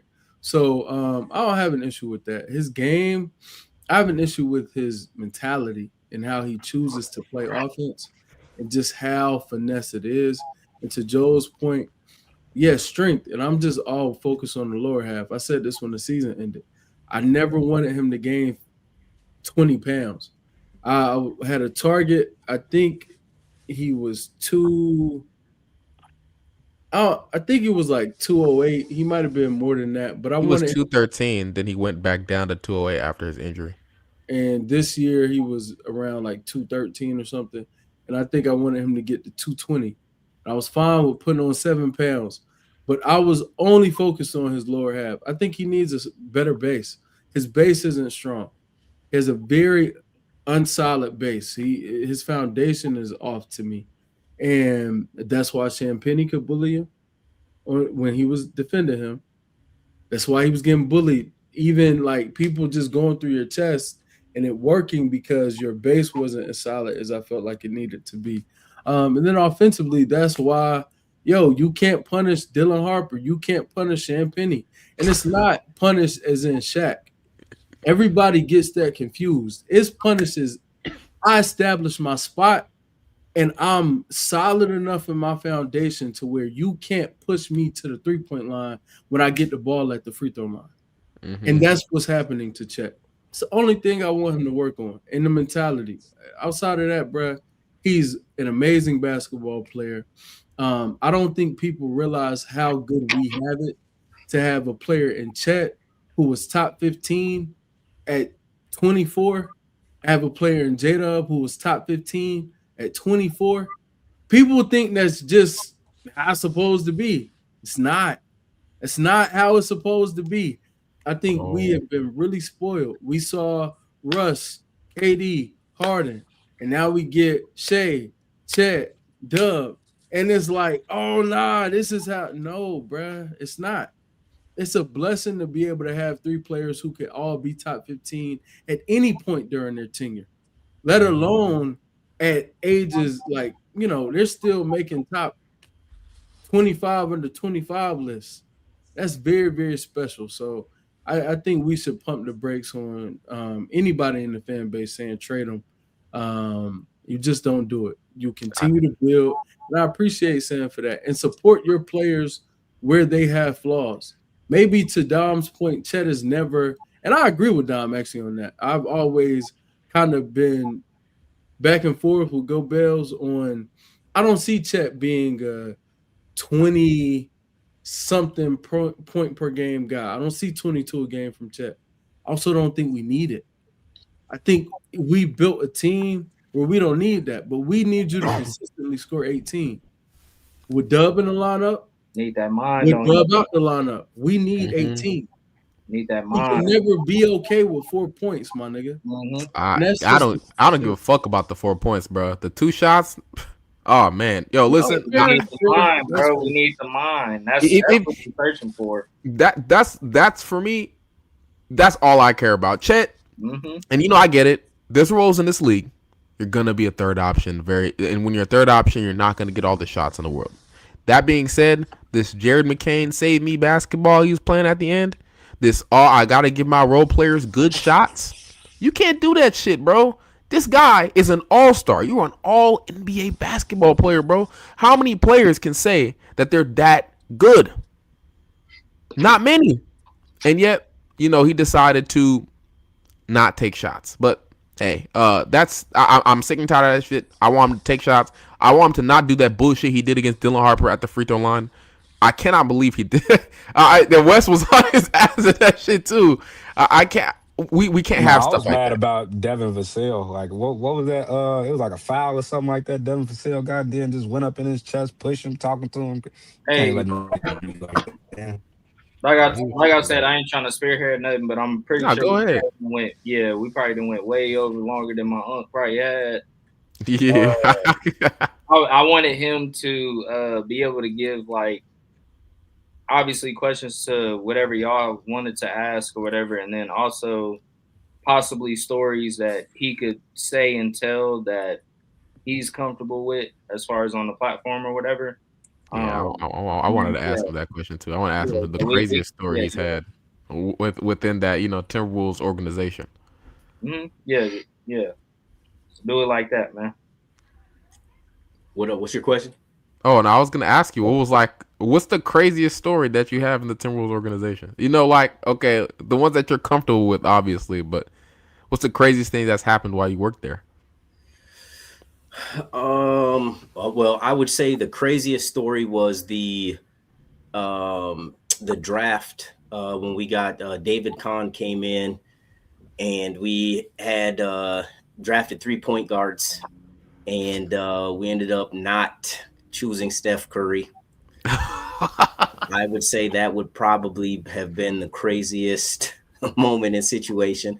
And I know a lot of people at that time didn't realize Steph Curry was going to become, who Steph Curry was. But at the end of the day, like I said, I was a big fan of Steph because, I just felt like he was a combo. I said you take one of those point guards and then you also, take him too. You know what I mean? And whoever make a competition, whoever pans out, that's who you keep.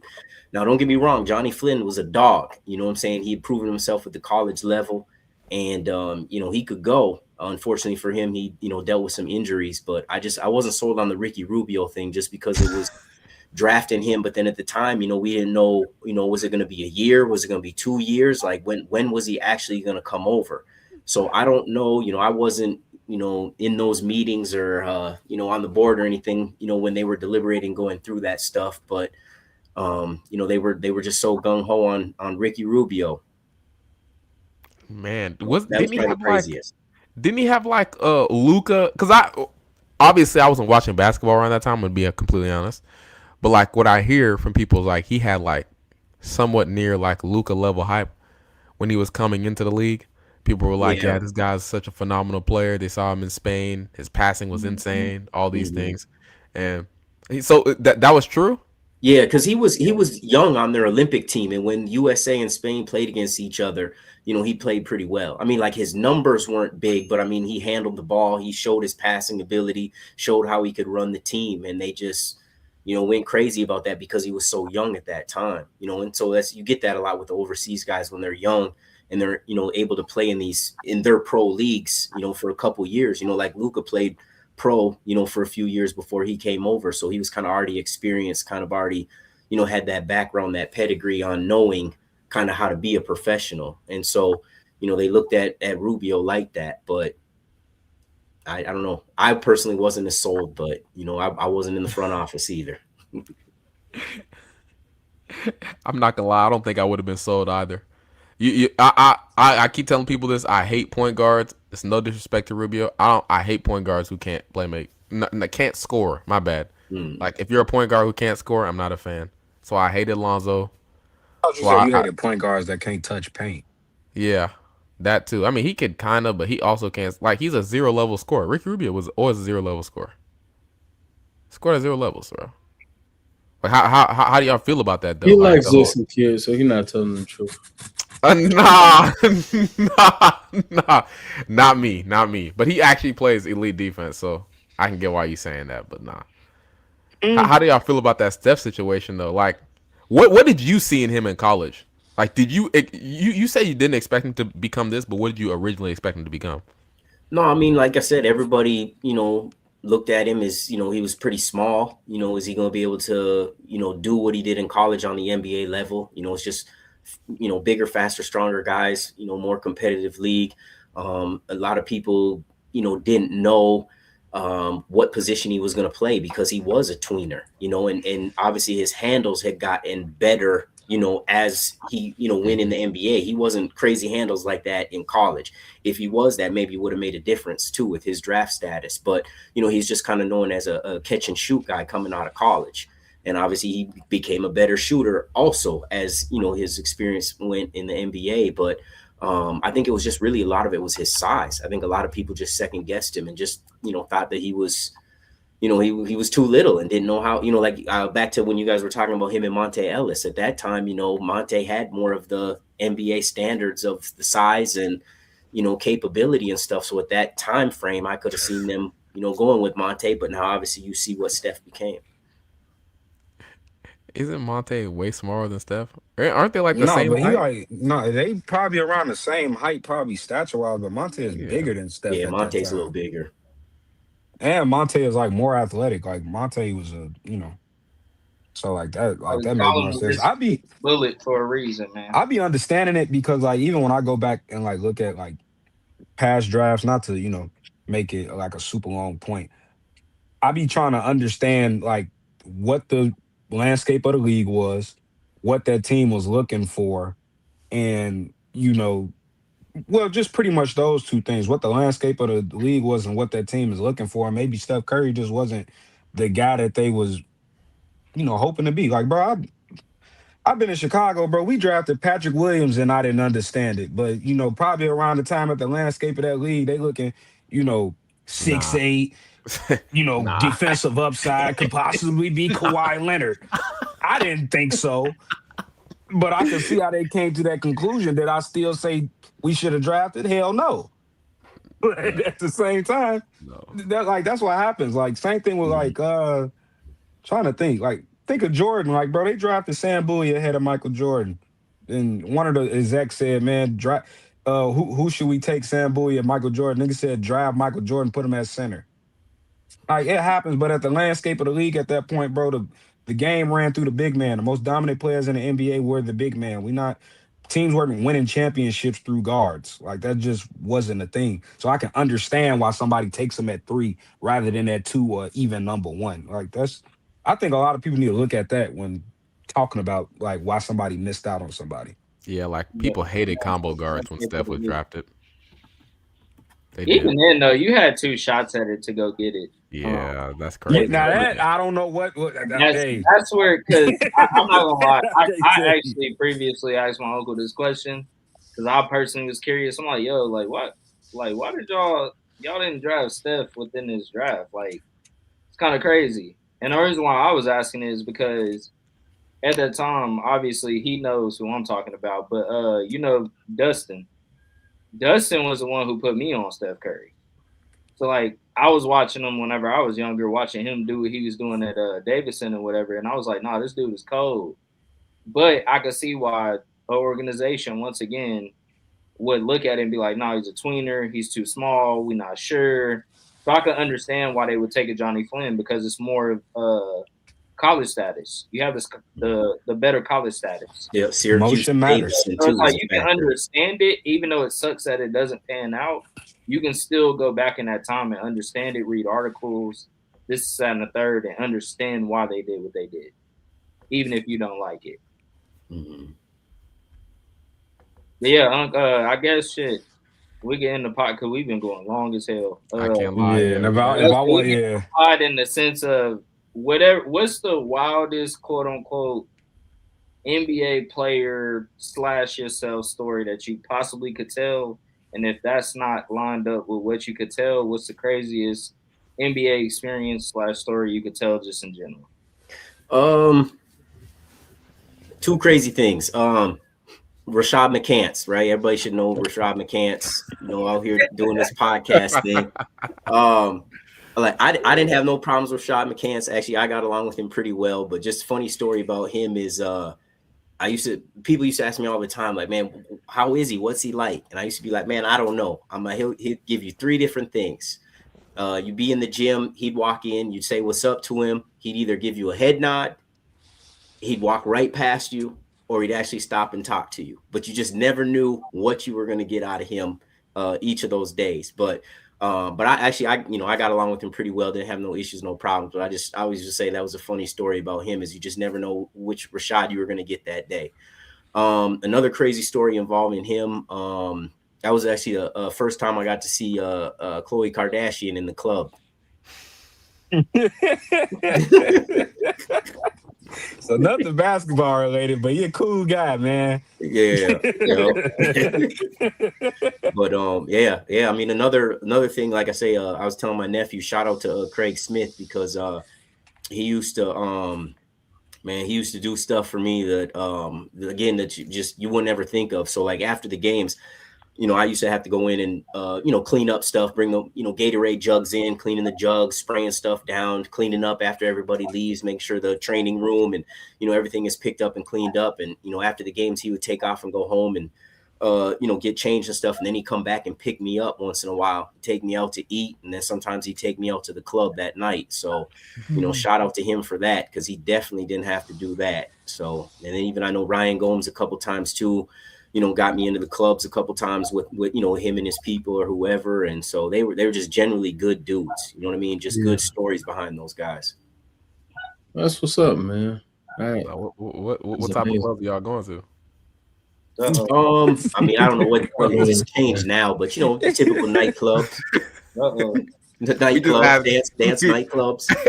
Okay. I was just asking, you know what I mean? I was just asking, honestly. But no, that sounds like a good experience. I can't lie to you. I had no idea. Now, please don't kill me. I had no idea Rashad McCants was with Khloe Kardashian. I completely forgot about that, bro. I'm not gonna lie to you. I had no idea. That's yeah. You didn't need to waste space in your brain to remember that anyway, gang. But like the other thing about it too that was kind of cool was the movie ATL and the two twin girls. They were friends of hers too, so like they were there that day too. So it was kind of like somebody pointed that out to me too, and I was like, no. And then later on found out they were the two twins that were on the movie. So that was kind of a cool night. Oh, so like I ain't gonna hold you, Unc. You should have shot at one of them, man. That's something to shoot at, gang. Hey, man, that was one of them things though. Like I tell my nephew all the time, it was my mentor kind of put me on, where he was like, you got to be careful, knowing the difference between your job and and being around the players and stuff like that, because there was a guy before me. Quick story, the team had went on the road, and a couple guys that were injured had to stay back behind, and so this athletic trainer stayed behind, and he was supposed to take I know it was Randy Foy that played at Villanova. Shout out Randy. Yeah, I can't remember who the other player was, but he was supposed to take those guys to the practice facility and make sure that they got a workout. Make sure they got a workout in that night. And so the team had left, went on the road, and I guess Randy Foy, can't remember who else it was, but they convinced him, like, man, we don't need to go and work out, man. We're good. Let's go out to eat, and we'll go out to the club or whatever. And then they ended up finding out about that, and I'm pretty sure dude ended up losing his job. Yeah. So that happened one time. The team went on the road, and I had to stay back with Kevin Love, and there was one or two other guys. But I made sure we went to the gym. We got everything that they had. So we were on the court getting shots. We was in the weight room getting our workout in. But I made sure we got done what we needed to. So I wanted to stay professional. Yeah, I understand though. I'm not sure if y'all do y'all got more questions. I'm sorry.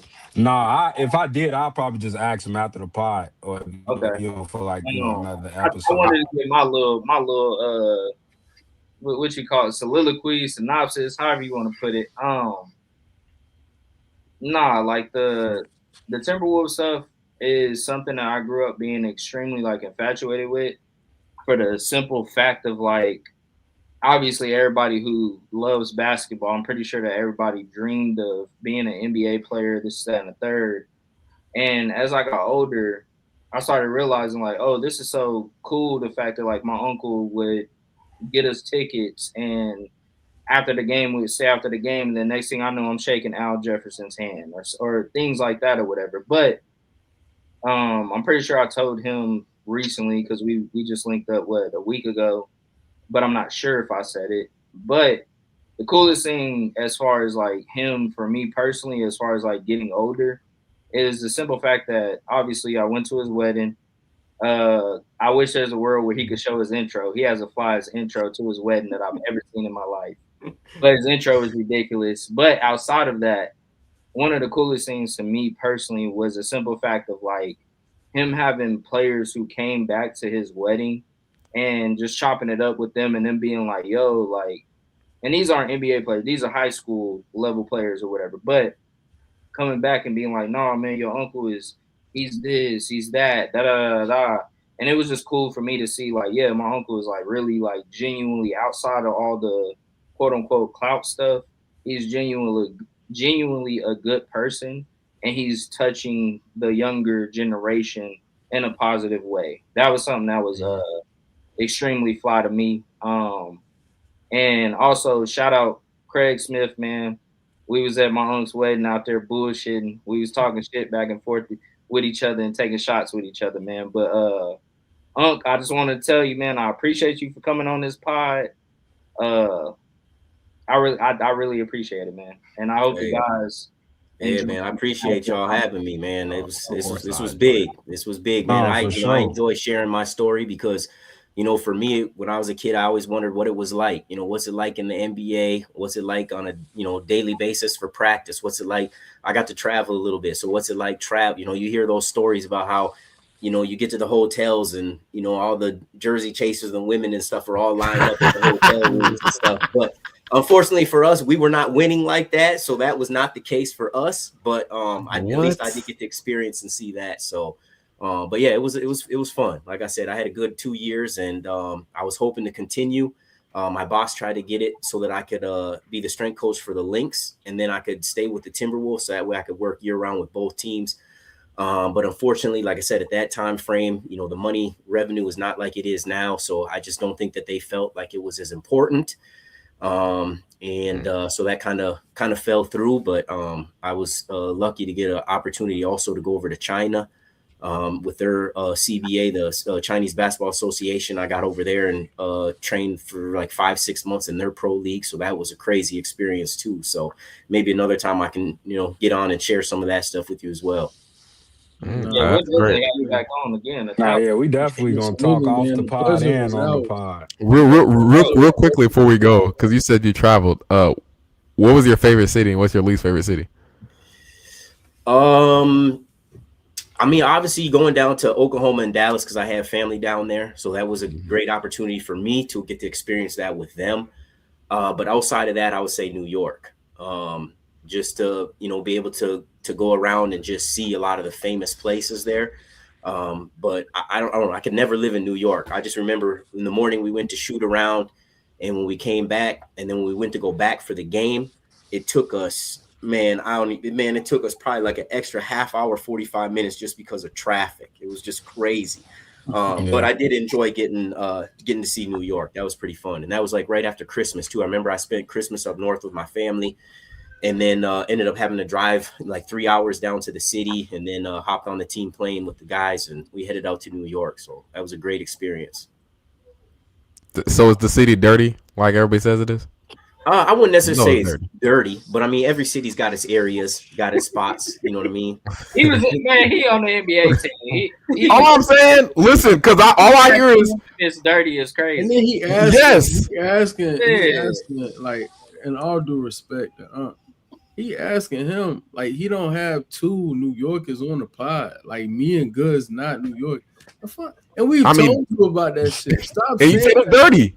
Stop I asked asking them if that. I Stop asked them to show asking. me a bar of soap, and they could never do it. That's what I'm saying. You Oh my can't show me that God. in New York. Yeah. See. You can't show me that in New York. I, I want to say something, man, but we're gonna end the pod. I don't believe in disrespecting my castmates, man. So what we got going, man? It was a great episode, y'all. We need 15 likes for sure. We had a very special guest today. Not only did he give us amazing stories, amazing insight, but he gave us his time. He put 2 hours of pain in today, man. That's something that cannot be understated. We really appreciate Joe for coming through.